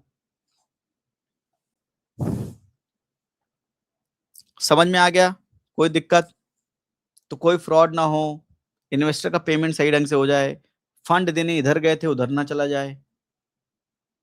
आप जिस यूपीआई से पे कर रहे हैं आपका यूपीआई है, वैलिड यूपीआई है, सब कुछ चेक करना वेरीफाइड यूपीआई फ्रेमवर्क के अंदर आता है सेबी का। तो सेबीआई का ये सेबी का चेक टूल है, सभी इंटरमीडिएटरीज के लिए मैंडेटरी है। हमेशा आपको वर्ड याद रखना है, मैंडेटरी। यूपीएससी मैंडेटरी शब्द बहुत कम यूज करता है, लेकिन जहां पर यूज करता है गलत यूज करता है, लेकिन तुमको याद रखना है कहां पर सही यूज कर सकता है, कहां पर गलत यूज कर सकता है। अगर यूपीएससी सवाल बनाएगा तो मैंडेटरी वाले टर्म्स के साथ क्या कर सकता है, प्ले कर सकता है। यहां पे लिख सकता है, मैंडेटरी ना लिखकर क्या लिख सकता है, बोलो क्या लिख सकता है? वॉलंटरी लिख सकता है। It is voluntary for SEBI registered intermediary. It's not voluntary. It's mandatory for them to do this. तो वॉलेंट्री और मैंडेटरी का टर्म स्वैप कर सकता है, जैसे पॉलिटी में प्रेसिडेंट एंड गवर्नर को एक दूसरे से एक्सचेंज कर देते हैं। अगर आप माइंडसेट बिल्डअप प्रोग्राम के स्टूडेंट है तो आपको समझ में आ रहा होगा मैं क्या कह रहा हूं, यूपीएससी कैसे सवाल पूछता है, कहां चेंज करता है, क्या नहीं करता है। और नहीं है तो बन जाइए जल्दी। अगर इस बार का प्री निकालना है तो मैं आपसे रिक्वेस्ट करूंगा कि बन जाइए जल्दी। माइंडसेट बिल्डअप प्रोग्राम जिस दिन ज्वाइन कर लेंगे आपको उस प्रोग्राम की ताकत समझ में आ जाएगी। रैशनैलिटी से बना हुआ प्रोग्राम वो दिखाएगा जो आपने आज तक कभी देखा नहीं होगा, उसी प्रीवियस क्वेश्चन में जो आप हमेशा देखते हैं। बस ज्यादा नहीं बोल सकता। सेबी का वेरीफाइड यूपीआई फ्रेमवर्क।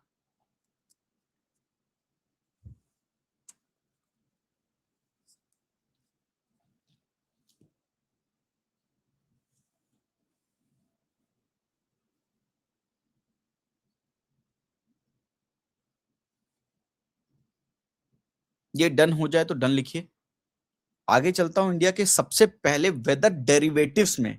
डेरिवेटिव्स पढ़ा था सर हमने, अरे आपको याद है सर? अरे हमें तो याद है, तुम्हें याद है डेरिवेटिव? याद है, मैं एग्रीकल्चर एक फार्मर बन गया था, और फार्मर बन के मैंने आपको एक स्टोरी सुनाई थी।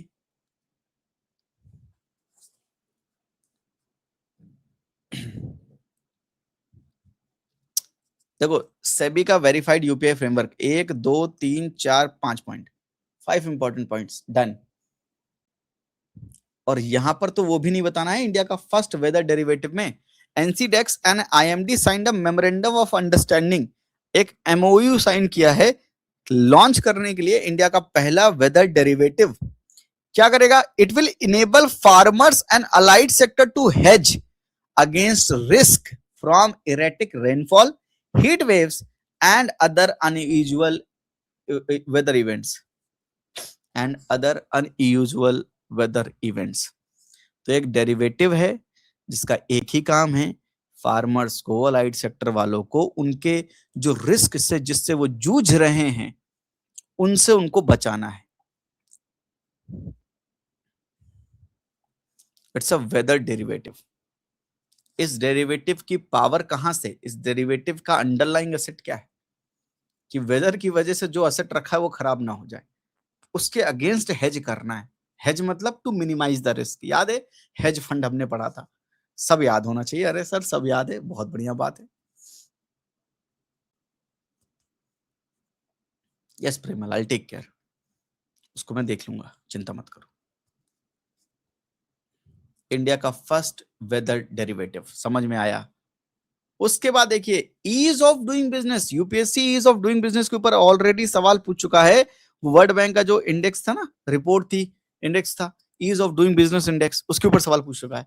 तो ease of doing business always in news, always important. तो इंडिया का जो ease of doing business measures है उसमें हमने एक चीज ऐड की है, स्वागत एफआई। स्वागत, स्वागत मतलब single window automatic and generalised access for trusted foreign investors. बाहर वाले लोग हमारे घर में इन्वेस्ट कर सकें, उनका स्वागत कर रहे हैं, सत्कार कर रहे हैं। याद करो, याद करो, स्वागत किसका करते हैं, बाहर वालों का। और घर वालों का क्या करते हैं, घर वालों को कोई इज्जत नहीं करते। आप आईएएस बन जाइए, आईपीएस बन जाइए, घर वालों के लिए अभी भी वही चुन्नू मुन्नू गुन्नू फुन्नू है। अब उनके नजरों में कोई इज्जत नहीं है अभी भी आपकी। स्वागत बाहर वालों का ही करते हैं, सत्कार बाहर वालों करते हैं। तो स्वागत एफआई मतलब, एफआई मतलब बोलिए फॉरेन इन्वेस्टर्स। स्वागत मतलब कि आपके लिए एक सिंगल विंडो, एक सिंगल विंडो मतलब सिर्फ एक जगह पर सब कुछ हो जाएगा। Automatic generalised access for trusted foreign investors. It's a single window access for trusted FPI, foreign portfolio investors, जो हमारे शेयर मार्केट में, इक्विटी मार्केट में, डेट मार्केट में शेयर्स या बॉन्ड्स परचेज करते हैं उनका। Foreign venture capital investor, venture capital क्या करता है, स्टार्टअप में, अनलिस्टेड कंपनीज में फंड देता है। याद है, याद है, एफपीआई शेयर मार्केट में इन्वॉल्व होते हैं, बॉन्ड मार्केट में FVCI, foreign venture capital investors, foreign venture capital investors. ये क्या करेंगे, वेंचर कैपिटल का काम क्या है, पढ़ा के आया हूं, वेंचर कैपिटल एंजल इन्वेस्टर। ये लोग स्टार्टअप में पार्ट लेते हैं या ये लोग अनलिस्टेड कंपनीज में पैसा देते हैं। Sovereign funds, regulated retail funds to simplify the market entry, उनके लिए मार्केट एंट्री को इजी कर रहे हैं ताकि वो आराम से आकर हमारे मार्केट में क्या कर सकें, इन्वेस्ट कर सकें, इन्वेस्ट कर सकें।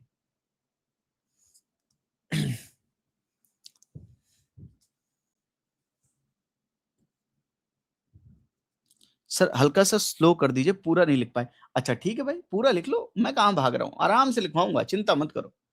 एक लेक्चर ज्यादा लग जाए पर तुम्हें कोई दिक्कत नहीं होगी।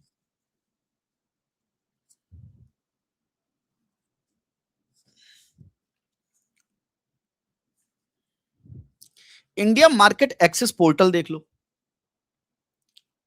Digital platform for FPI registration, एक डिजिटल प्लेटफॉर्म बना दिया। जितने भी फॉरेन पोर्टफोलियो इन्वेस्टर्स हैं, बाहर से आने वाले लोग, आप आराम से रजिस्टर करो, सारे कंप्लायंस वहीं पे पूरे करवा देंगे, सारे अप्रूवल्स आपको वहीं पर दे देंगे। एसेट का रिक्लासिफिकेशन किया हमने, राइट्स इक्विटी मतलब अगर आप रियल एस्टेट इन्वेस्टमेंट ट्रस्ट, जब वो म्यूचुअल फंड यूनिट इश्यू करते हैं आप उसको खरीदोगे, वो सिर्फ इक्विटी बेस्ड होंगी।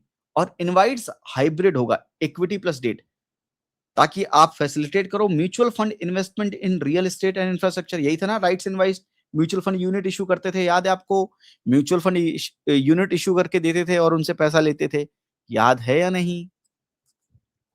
आईपीओ के नॉर्म्स को भी रिलैक्स किया है। मिनिमम पब्लिक ऑफर, एक बहुत बड़ी कंपनी मिनिमम कितने शेयर्स पब्लिक को दे सकती है, मिनिमम 5% पहले दे सकती है।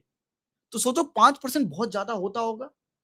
मिनिमम आपको इतने शेयर्स दे रहे हैं, अपने अपनी कंपनी के 5% शेयर्स आपको पब्लिक को ऑफर करने हैं। अरे हो सकता है मुझे 5% ना करने हो, मुझे कम करने हो, तो आईपीओ के नॉर्म्स को रिलैक्स किया है कि चलो ठीक है, अगर 5% नहीं करना तो कोई बात नहीं, आप अपनी कंपनी के 2.75% भी, 2.75% भी पब्लिक, इनिशियल पब्लिक ऑफर में दे सकते हो। आईपीओ करना था पहले तो 5% होना चाहिए आपके पास, 5% देने के लिए तैयार हो तभी आईपीओ करना। लेकिन अब इसको कम करके 5% से 2.75% कर दिया है फॉर लार्ज फर्म्स। जिनका मार्केट कैपिटलाइजेशन 1 से 5 लाख करोड़ के बीच में, 1 to 5 लाख करोड़ रुपीस के बीच में, उनके लिए 1 lakh crore to 5 lakh crore rupees market capitalisation, मतलब बड़ी कंपनीज। अब 5 लाख करोड़ रुपए का 5% बहुत ज्यादा होगा। इतना नहीं हमको भैया मार्केट से पैसा बोरो करना है, लेकिन आईपीओ करना था तो पहले 5% करना पड़ता था, अब 2.75% में काम चल जाएगा। पहला पॉइंट स्वागत, दूसरा पॉइंट मार्केट एक्सेस पोर्टल, तीसरा पॉइंट असेट का रिक्लासिफिकेशन, चौथा पॉइंट आईपीओ का norm, ease of doing business promote कर रहे हैं, आईपीओ के नॉर्म को हमने कम किया, असेट को रिक्लासिफाई किया ढंग से, डिजिटल प्लेटफॉर्म बनाया रजिस्ट्रेशन कंप्लायंस अप्रूवल के लिए, उनका स्वागत किया। और एक और चीज की पांचवा point, fifth point, AIF reforms. AIF मतलब ऑल्टरनेटिव इन्वेस्टमेंट फंड, ऐसे fund, alternative investment fund, UPSC सवाल पूछ चुका है एआईएफ के ऊपर। तो एक ऑल्टरनेटिव इन्वेस्टमेंट फंड कैटेगरी और बनाएंगे for accredited investors with lighter compliance, ऐसे लोगों को जिनको जो बहुत नामी है, जाने हैं, पहचाने वाले लोग हैं, उनके लिए हम एक एआईएफ कैटेगरी और क्रिएट कर देंगे, अल्टरनेटिव इन्वेस्टमेंट फंड कैटेगरी और क्रिएट कर देंगे, ताकि उनको कम से कम कंप्लायंस झेलना पड़े। और साथ में उनका जो म्यूचुअल फंड का एग्जिट लोड होगा, मतलब अगर आपको म्यूचुअल फंड में पैसे आज डाला, आपने अभी कभी निकालना, ये 1 साल के अंदर लगाना है, तो एग्जिट लोड लगता है, मतलब कुछ पैसा आपके कट जाते हैं। तो एग्जिट लोड पहले 5% था, उसको रिड्यूस करके 3% कर दिया गया, उसको 3% कर दिया गया। पहले एक बार लिख लो, अगर कोई पॉइंट समझ नहीं आया तो मैं दोबारा समझाऊंगा, तीसरी बार कहोगे दोबारा समझाएंगे, ठीक है गौरीशा, कोई दिक्कत वाली बात नहीं, एक बार लिख लो। Swagat, single window automatic and generalised access for trusted foreign investors.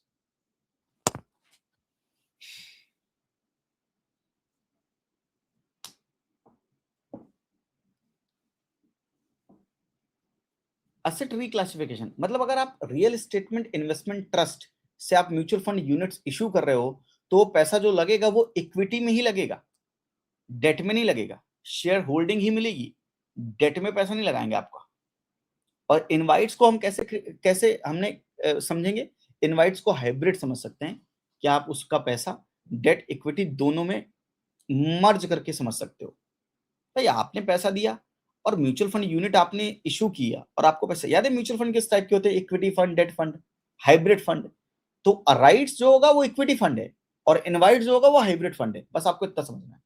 I hope now it's clear Gaurisha. Compliance meaning, Abhilasha जैसे तुम मेरी क्लास में आओ, मैं कहा कि तुमको कंप्लाई करना है इस बात से कि आप ये ड्रेस पहन के आओगे, ये ड्रेस कोड है, जैसे स्कूल में आप कंप्लाई करते थे कि भाई ये ड्रेस कोड है, इस तरह से आना है, 2 चोटी बना के आना है तो 2 चोटियां बना के यूं यूं करते हुए जो लड़कियां आती थी क्यूट क्यूट सी, वो क्या था, स्कूल का कंप्लायंस था, वो करना ही पड़ेगा, मानना ही पड़ेगा। ऐसे ही एक डिजिटल प्लेटफॉर्म्स आपको ये आधार कार्ड लगाना है, पैन कार्ड डालना है, ये डालना है, यूपीएससी की वेबसाइट में आपने अपना, अब तो समझ गए होंगे, यस, इतने ढेर सारे अपने कंप्लायंसेस ही तो किए हैं पहले आपने रजिस्ट्रेशन किया, फिर आपसे चीजें मांगी गई, आपने कंप्लाई किया, ये सब काम किया आपने। अब यूपीएससी ने अप्रूव करके आपको क्या देगा, एडमिट कार्ड देगा लास्ट में। समझ गए सर, वेरी गुड।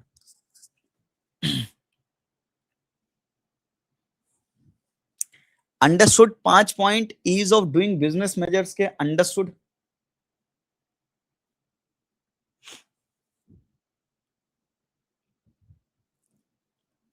क्या अपडेट करा रहा हूं, मजा आ रहा आज। सर अगला है मार्केट करेक्शन। मार्केट करेक्शन का मतलब, मार्केट मतलब शेयर मार्केट, जाहिर सी बात है, हमारे घर के मार्केट नहीं, share market. Market correction, share market बढ़ता जाए बढ़ता जाए बढ़ता जाए, फिर एकदम से डिप आ जाए, फिर बढ़ने लगे, तो ये जो हुआ है ये कम हो गया, इसे हम बोलते हैं करेक्शन। कि लगातार बढ़ता जाए बढ़ता जाए बढ़ता जाए बढ़ता जाए, फिर नीचे आना शुरू हो जाए कुछ टाइम के लिए, तो कहते हैं मार्केट अपने आप को करेक्ट कर रहा है। A short term price drop usually less severe, correcting over valued stock before the market stabilise और राइज अगेन। ओवर वैल्यूड मतलब ऐसा शेयर प्राइस, ऐसी कंपनी का स्टॉक जिसकी वैल्यू होनी चाहिए 15 रुपए, पर लोगों ने बाय कर कर करके 30 रुपए कर दिया है, तो फिर मार्केट करेक्ट करके इसको फिर से 15 रुपए पे लाएगा। समझ गए बात, इसे हम बोलते हैं मार्केट करेक्शन। सिर्फ फिलहाल तो लाल ही लाल है।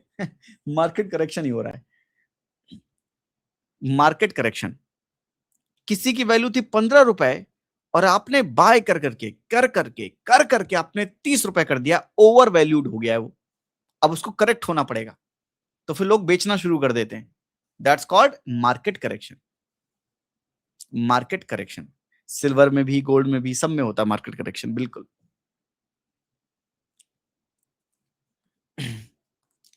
शेयर मार्केट, एक शेर है, अर्ज किया है, शेर मेरा पकड़िएगा आप।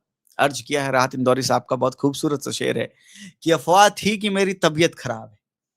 अफवाह थी कि मेरी तबीयत खराब है, लोगों ने पूछ पूछ कर बीमार कर दिया। कितना सुंदर लिखा उन्होंने। अफवाह थी कि मेरी तबीयत खराब है, लोगों ने पूछ पूछ कर मुझे बीमार कर दिया। तो मार्केट जो होता है, शेयर मार्केट, अफवाहों पे भी चलता है। अरे भैया वो शेयर बहुत बढ़िया चल रहा है, खरीदोगे तो? अफवाह है, खरीदोगे? खरीद रहे, उसकी कीमत है 15 रुपए, जा रहा है वो 50 रुपए।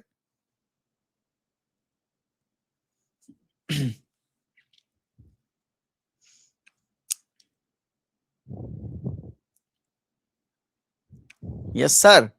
चलो, फाइनेंशियल इंक्लूजन वाला हमने छोड़ दिया था। Let's complete our national strategy for financial inclusion. 5 साल के लिए हमारी जो नेशनल स्ट्रेटजी है, फाइनेंशियल इंक्लूजन मतलब वही सभी लोगों का बैंक अकाउंट क्रिएट करवाओ, उनको डिजिटल पैसे दो, डिजिटल पैसे उनसे लो, डिजिटल करवाओ, डिजिटल इंडिया को भी प्रमोट करो, डिजिटल इकोनॉमी को प्रमोट करो, बैंकिंग इकोनॉमी को प्रमोट करो। फाइनेंशियली इंक्लूजन मतलब लोगों के बैंक अकाउंट ओपन करवाओ, आधार से लिंक करवाओ, उनसे कहो ज्यादा से ज्यादा पैसा अपना डिपॉजिट करें, यहां से लोन लें। That is called financial inclusion. Yes. तो national strategy for financial inclusion 2025-30 में एक नई strategy RBI released, NSFI 2025-30, national financial inclusion की national strategy on financial inclusion to expand financial access usage and inclusion over the next 5 years। Core pillars क्या होंगे? पंच ज्योति, 5 ज्योति होंगी। ज्योति नंबर 1 इज इक्विटेबल एक्सेस, ज्योति नंबर 2 वुमेन लेड इंक्लूजन, ज्योति number 3 finance livelihood integration, financial literacy, stronger consumer protection. ये मेंस के बेहतर पॉइंट है, प्री मेन का काम कम ही होता है, ये मेंस के पॉइंट है। Banking access aim to ensure at least 1 banking outlet in every revenue centre. जहां से पैसा आ रहा है वहां पर एक बैंकिंग आउटलेट जरूर होना चाहिए। Business correspondence, fair remuneration, expanded role in insurance, pension, mutual funds, target 30% women business correspondence. Bank Saathi, business correspondence, bank Saathi हमने पढ़ा भी था। Digital and insurance push, digital and insurance push, explore programmable CBDC, central bank digital currency for targeted credit, जिसको देना चाहते हैं उसको। Integrate banks insurers on जन सुरक्षा पोर्टल फॉर प्रधानमंत्री जेजेबीआई एंड पीएम एसबीवाई सर्विसेज।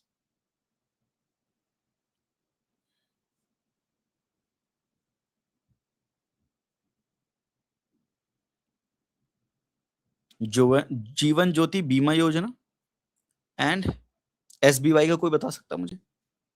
एसबीवाई का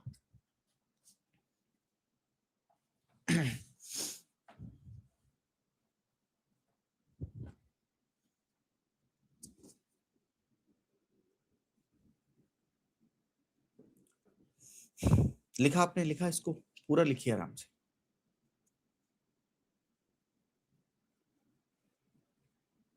5 पॉइंट है, पांचों पॉइंट। तो ज्यादातर हमने 5 पॉइंट में ही करंट अफेयर को समराइज भी किया है। I hope you are lighting. Suraksha Bima योजना।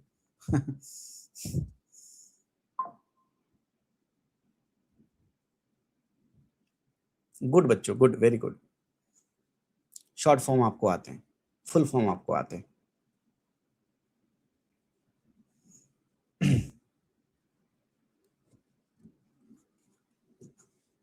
बहुत अच्छा।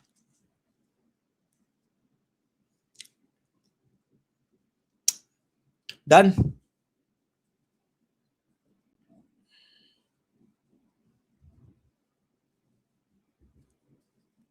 इकोनॉमिक सर्वे के कुछ अपडेट लिखते हैं हम। ये डन हो जाए तो बोलिए। बहुत से अपडेट तो मैंने करवाई दी है वैसे भी। अच्छा 2 मिनट और लगेंगे, ठीक है। आराम से लिखो। आज सर आपने पूरे मेंस की प्रैक्टिस करवा दी, मैं हमारे हाथ दुख गए हैं सर। 4 दिन आपको छुट्टी भी दे रहा हूं, हाथ दुखाए तो कोई बात नहीं, और मैंने कंपनसेट कर दिया। यस।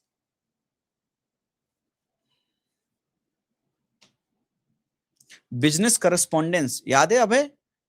हाथी मेरा साथी, बैंक साथी,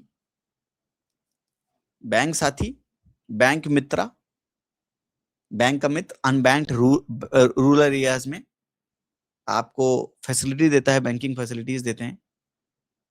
तो ऐसे बैंकिंग बिजनेस करस्पॉन्डेंस को हम फेयर रेमुनरेशन देंगे, उनका रोल इंश्योरेंस में भी बढ़ाएंगे, पेंशन में बढ़ाएंगे, म्यूचुअल फंड्स बनाएंगे, और हम विमेन को टारगेट करेंगे कि ज्यादा से ज्यादा विमेन एनरोल्ड हों, बिजनेस करस्पॉन्डेंट विमेन बने, ताकि विमेन जाके लोगों को ज्यादा अच्छे से अप्रोच करेंगे। जाहिर सी बात है, जब लड़कियां अप्रोच करेंगी, औरत अप्रोच करेंगी, तो उनका सॉफ्ट कॉर्नर जो होता है अप्रोच करने का, उससे आदमी सुन लेता है। बाकी आदमी जाएगा भैया ये लोग आके चले जाओ मारे, और औरत जाएगी सुनिए ना, तो जैसे सुनियो ना हो गया बस।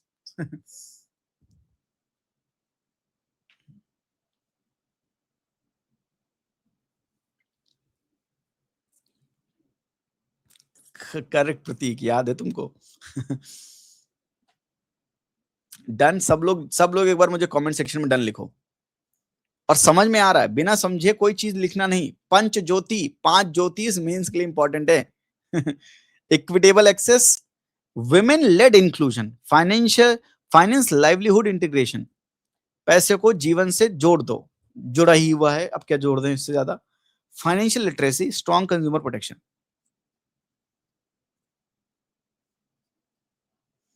यस। तो आप समझ रहे हैं वुमेन बिजनेस करस्पॉन्डेंट क्यों बनेंगी? क्योंकि जैसे वो कहेंगी, जरा सुनिए ना, ये बताना है आपको, तो वैसे ही आदमी के कान खड़े हो जाते हैं कि चलो सुन लेते हैं। और आदमी बोलने जाएगा, भैया आप ये लेंगे क्या, चले जाओ यहां से बता। तो बस वही अंतर है। इसलिए economic survey 2025-26, inflation control, monetary policy effective, weighted average call rate WCR 8 basis point below the repo rate, indicating stable liquidity. Simple, ये सब चीजें क्या बोल रहा है? इन्फ्लेशन कंट्रोल में है, मॉनेटरी पॉलिसी हमारी इफेक्टिव है, weighted average call rate 8 BPS below है रेपो रेट के। 2026 के फाइनेंशियल में, अगर याद नहीं करना छोड़ो, ये डेटा इतना इंपॉर्टेंट नहीं, हटाओ। इंडिकेटिंग, ये इंडिकेट क्या कर रहा है? हमारी स्टेबल लिक्विडिटी है, इकोनॉमी स्टेबल है। बैंकिंग की हेल्थ, जो हमारे शेड्यूल्ड कमर्शियल बैंक है उनकी असेट क्वालिटी इंप्रूव हुई है, स्ट्रॉन्गेस्ट है in decades. Gross non performing asset 2.2%, net non performing asset 0.5%। याद है मैंने आपको ये लिखवाया है पूरा। क्रेडिट ग्रोथ, बैंक कितना लोन में दे रहा है, लोन में कितना ग्रोथ है। Banking credit to micro and small enterprise increase by 11.2% year on year. MSME को बैंकों ने खूब लोन दिया है। MSME get more loan from the bank. 11.2% का ईयर ऑन ईयर, मतलब एक साल को जब दूसरे साल से कंपेयर करते हैं तो उसको बोलते हैं ईयर ऑन ईयर। 11.2% का इंक्रीमेंट है, क्रेडिट ग्रोथ है। फाइनेंशियल इंक्लूजन, एनपीएस सब्सक्राइबर बढ़े हैं 97.5 लाख, AUM 118.3 thousand करोड़। अब आप मुझे फुल फॉर्म बताओ फिर, AUM का क्या है और एनपीएस का क्या है? National pension scheme.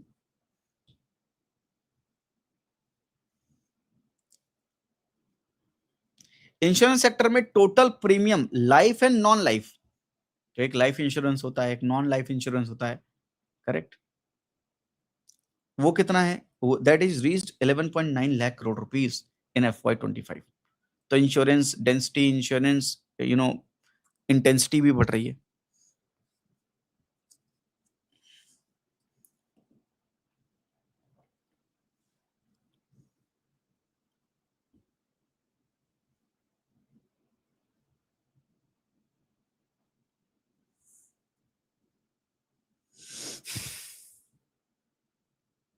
तो ये सारे पॉइंट हमने, बैंकिंग का तो हमने लिख ही रखा था, बाकी भी आपको लिखना है तो लिख लो। ज्यादा इंपॉर्टेंट नहीं है बाकी वाले, जो इंपॉर्टेंट था मैंने क्लासेस में ही करवा दिया आपको। अगर 2-3 पॉइंट और लिखना चाहो तो लिख लो, अच्छी बात है, कोई दिक्कत वाली बात नहीं।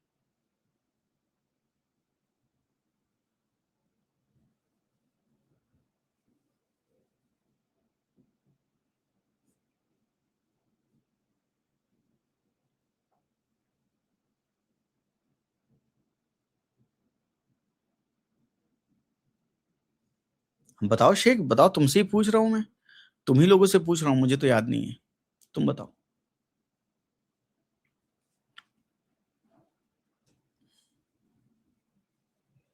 तुम्हें याद है?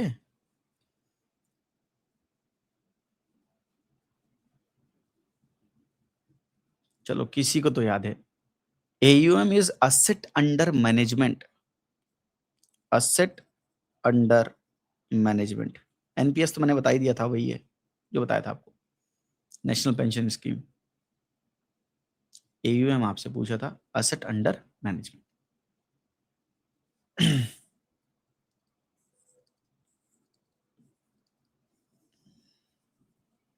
Yes.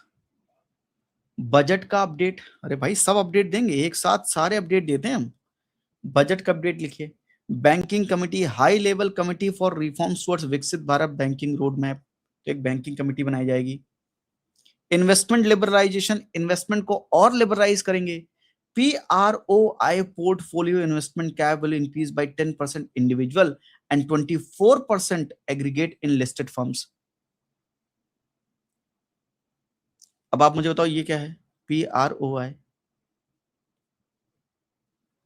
Municipal bond push, 100 crore रुपए के incentive for cities issuing 1000+ crore municipal bonds. ज्यादा म्युनिसिपल बॉन्ड आप इशू कर रहे हो उसको इंसेंटिव दिया जाएगा।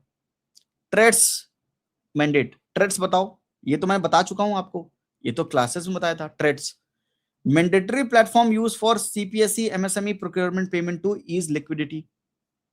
और एक बड़ी प्रॉब्लम बताई थी मैंने आपको, MSME को बड़ी प्रॉब्लम झेलनी पड़ती है, तो जो हमारी सेंट्रल पब्लिक सेक्टर इंटरप्राइजेस होंगी गवर्नमेंट की और MSME, इन दोनों के बीच में जो भी प्रोक्योरमेंट होगा, जो भी लेन देन होगा, उसके बीच में आप ट्रेड्स को जरूर लाइए, ट्रेड्स को जरूर लाइए। Person resident outside India portfolio investment cap. अच्छा ये ट्रेड्स का क्या है? ट्रेड रिलेटेड इलेक्ट्रॉनिक डिस्काउंटिंग कुछ बताओ system. Yes. And fast DS system, one time relief for disclosure for foreign asset up to 5 crore rupees. ये DS क्या है भाई? DS स्कीम, DS क्या है? पढ़ा है ना आपने budget document? Trade receivable discounting system, ठीक है, याद है आपको बिल्कुल। पर्सन रिसाइडिंग आउटसाइड इंडिया, ये पर्सन रिसाइडिंग आउटसाइड इंडिया, और ये ट्रेड्स जो मैंने आपको बताया था। DS क्या है? DS स्कीम क्या है? फास्ट DS स्कीम, ये क्या है? इसमें हम foreign assets up to 5 crore का वन टाइम रिलीफ दे सकते हैं। ये बजट में 5 चीजें बोली गई हैं, बजट की 5 इंपॉर्टेंट चीजें जो कोई बताएगा नहीं, मैं आपको बता रहा हूं।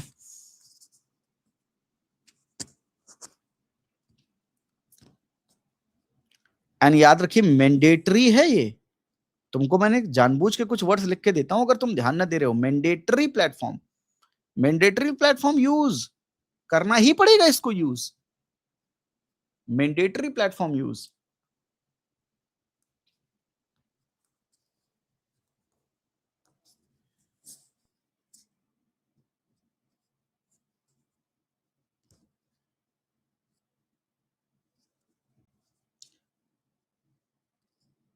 Foreign assets of small tax payer disclosure scheme, तो DS is called disclosure, disclosure scheme, और ये फॉरेनर्स के लिए है। तो फॉरेन एसेट मतलब फॉरेन, फॉरेन में जो आपके एसेट्स हैं, तो foreign assets for small tax payer, small tax payer, small tax payer का जो फॉरेन एसेट्स हैं, जहां पे बाहर फॉरेन में एसेट्स है अप टू 5 करोड़ के, उनको वन टाइम रिलीफ मिल जाएगा डिस्क्लोजर पर। तो foreign asset of small tax payer disclosure scheme, fast DS scheme, small tax payer के लिए सोचो स्मॉल टैक्स पेयर का अगर फॉरेन एसेट 5 करोड़ रुपए तक का है तो उसको वन टाइम रिलीफ मिलेगा डिस्क्लोजर में, 5 करोड़ तक का है, और स्मॉल टैक्स पेयर है फिर भी। ठीक है, ठीक है, अंडरस्टूड, लिख लिया आपने सब। Any problem anywhere? बोलिए भाई।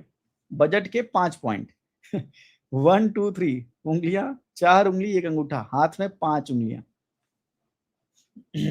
5 point, 5 point done. Economic survey 5 point done. हाँ लिख लो आराम से। सो this is about the updates जो एग्जाम के पर्सपेक्टिव से इंपॉर्टेंट हो सकते हैं। आई hope you enjoyed a lot. मजा आया। कुछ चीजें मैंने इंटीग्रेट करवा दी थी, कुछ चीजें अलग से लिखवा दी हैं।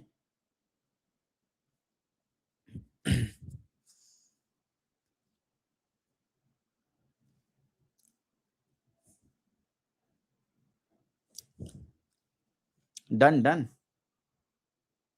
कुछ छूटा? क्या छूटा था हमने?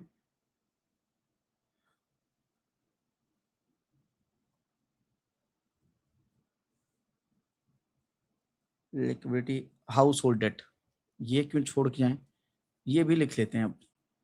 House hold debt versus asset. Household जो हैं वो कितना डेट लेते हैं, कितना लोन में पैसा लेते हैं, और उनके पास कितना असेट है, इसमें आरबीआई का डेटा है। कह रहा है debt rising faster. Household जो हैं उनकी लाइबिलिटीज बढ़ रही हैं 102% सिंस 2019-20, और उनके असेट कितने बढ़े हैं? 48%। असेट बढ़ रहे हैं 48% से, लाइबिलिटीज बढ़ रही हैं 102% से, तो हाउस होल्ड के ऊपर प्रेशर बढ़ रहा है, हाउस होल्ड के ऊपर प्रेशर बढ़ रहा है। पहला पॉइंट लिखिए, 5 पॉइंट लिखवाऊंगा बस, 2 3 4 5 पॉइंट बस। GDP trend, financial assets share fail, financial assets का शेयर फेल हुआ है 12% से 10.8%, और लाइबिलिटीज बढ़ी हैं 3.9% से 4.7%। तो जीडीपी में फाइनेंशियल असेट्स जो होते हैं, asset that is financial in nature, उनका शेयर गिरा है, लाइबिलिटीज बढ़ी हैं।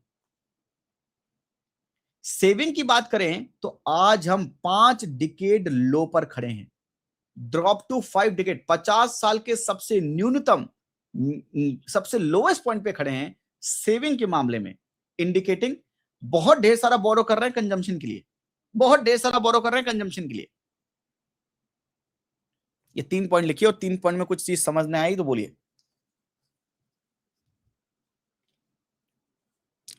अनुराधा एक बार लिख लो, फिर कोई पॉइंट रह गया हो तो मुझे बता देना।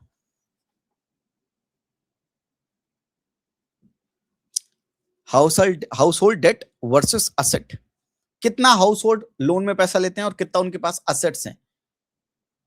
हमारा असेट 48% से बड़ा है, लाइबिलिटीज 102% से बड़ी है। हाँ, ऑरेंज आईफोन लेना है, सेविंग है नहीं, बोरो किए जा रहे हैं, और किस लिए? कंजम्पशन के लिए, आईफोन खरीदने के लिए। जीडीपी में असेट का शेयर, फाइनेंशियल असेट का शेयर कम हुआ है, लाइबिलिटीज बढ़ी हैं। चौथा point, asset mix, bank deposit slightly बढ़े हैं, थोड़े से बढ़े हैं। बैंक में डिपॉजिट कितना बढ़ा? 32% से 33.3% बढ़ा है, मतलब 1-1.5% बढ़ा है बैंक में deposit. Insurance, PF, pension, equities, PF मतलब provident fund, small saving largely stable है, बाकी सब स्टेबल है, इनमें कोई इंक्रीमेंट नहीं है, स्टेबल ही है। बैंक डिपॉजिट थोड़ा बहुत बढ़ा है, मतलब people are not investing in provident fund, pension, equities, insurance. An implication, इन सब बातों का क्या मतलब है, इन सब बातों से क्या फर्क पैदा है? फर्क ये पड़ेगा, growing debt to asset gap में affect financial stability and household में सफर। तो हाउस होल्ड की रेजिलियंस कम हो जाएगी भाई, ऐसे होगा। हम अगर लोन लेते रहेंगे तो हमारी सेविंग नहीं होगी, तो हाउस होल्ड के ऊपर प्रेशर बनेगा, बोरविंग कर करके वो ओवर लेवरेज ना हो जाए, जैसे कंपनियां होती हैं, कहीं हम सब प्राइम ना हो जाए, प्रॉब्लम क्रिएट हो जाएगी। तो हमारी फाइनेंशियल स्टेबिलिटी खतरे में है, हाउस होल्ड का रेजिलियंस खतरे में है। ये 5 पॉइंट आपको पूरी तरह से समझ आया कि नहीं आया, एक बार बता दो मुझे। Household debt versus assets, RBI का डेटा आपकी स्क्रीन के सामने एकदम ताजा ताजा। और आज हमारी सारे अपडेट के साथ खत्म होती है विथ ऑल अपडेट्स थीम 2, जहां पर हमने मनी मार्केट और capital market combinedly called as financial market हमने कंप्लीट किया है। कंप्लीटेड। आपका होमवर्क क्या है? जो बजट का लेक्चर हमने किया था वो बजट का लेक्चर आपको करना है। Please do the budget lecture. वो अपलोडेड है आपके ही पोर्टल पर। बजट का लेक्चर कर लीजिएगा और उसके बियॉन्ड हम जब अगली बार मिलेंगे तब हम शुरू करेंगे। कोई दिक्कत वाली बात नहीं, थीम 3 हम तब शुरू कर लेंगे। No issues. आपने आज बहुत लिखा है और मैं आपको ज्यादा परेशान नहीं करना चाहता हूं, तो थीम 3 हम बाद में शुरू करेंगे। लेकिन आपका होमवर्क ये है कि थीम 3 शुरू करने से पहले बजट का लेक्चर जरूर कर लें। बजट का लेक्चर जरूर कर लें। नहीं, ये प्री में पूछा जा सकता है, डेट वर्सेस असेट का रेशियो। तो ये कहीं ना कहीं आपको कुछ स्टेटमेंट बनाकर यूपीसी पूछ सकता है, इसलिए लिखवा रहा हूं। प्री के लिए भी इंपॉर्टेंट है ये। तो बजट का लेक्चर कर लीजिएगा। थीम 3 हम बाद में शुरू करते हैं नेक्स्ट लेक्चर से। यस, आज आपने बहुत लिखा है, 1.5 घंटे। मैं आपको ज्यादा परेशान नहीं करूंगा। स्टूडेंट का दिमाग काम ना करे, टीचर रगड़े रहे, मजा नहीं आती भाई। जब तक आप खुश होकर पढ़ोगे तब तक मजा आता है। तो इट्स अनफ, नो प्रॉब्लम। 1.5 घंटे बहुत लिखा है आपने, कोई बात नहीं। वैसे मेंस में 3 घंटे लिखने हैं। आई होप आपको थोड़ा सा मिल रहा होगा जेस्ट। टेस्ट मिला। यस। 11, 12, 13, 14 कोई क्लास नहीं है। आई थिंक आपकी नेक्स्ट क्लास 15 को संडे है। आई थिंक 16 को, 16 मार्च को नेक्स्ट क्लास होगी आपकी। ठीक है सर, बहुत फायदेमंद होगा अगर ये आया एग्जाम में। तो बिल्कुल फायदेमंद होगा। एग्जाम में आएगा, क्यों नहीं आएगा? अरे पढ़ा क्यों रहे अबे, आएगा, जरूर आएगा। डन सब कुछ? Yes. Okay then, okay then. आज के लिए इतना ही। हंसते रहिए, मुस्कुराते रहिए, है ना। थैंक यू, नमस्ते, जय। Thank you everyone.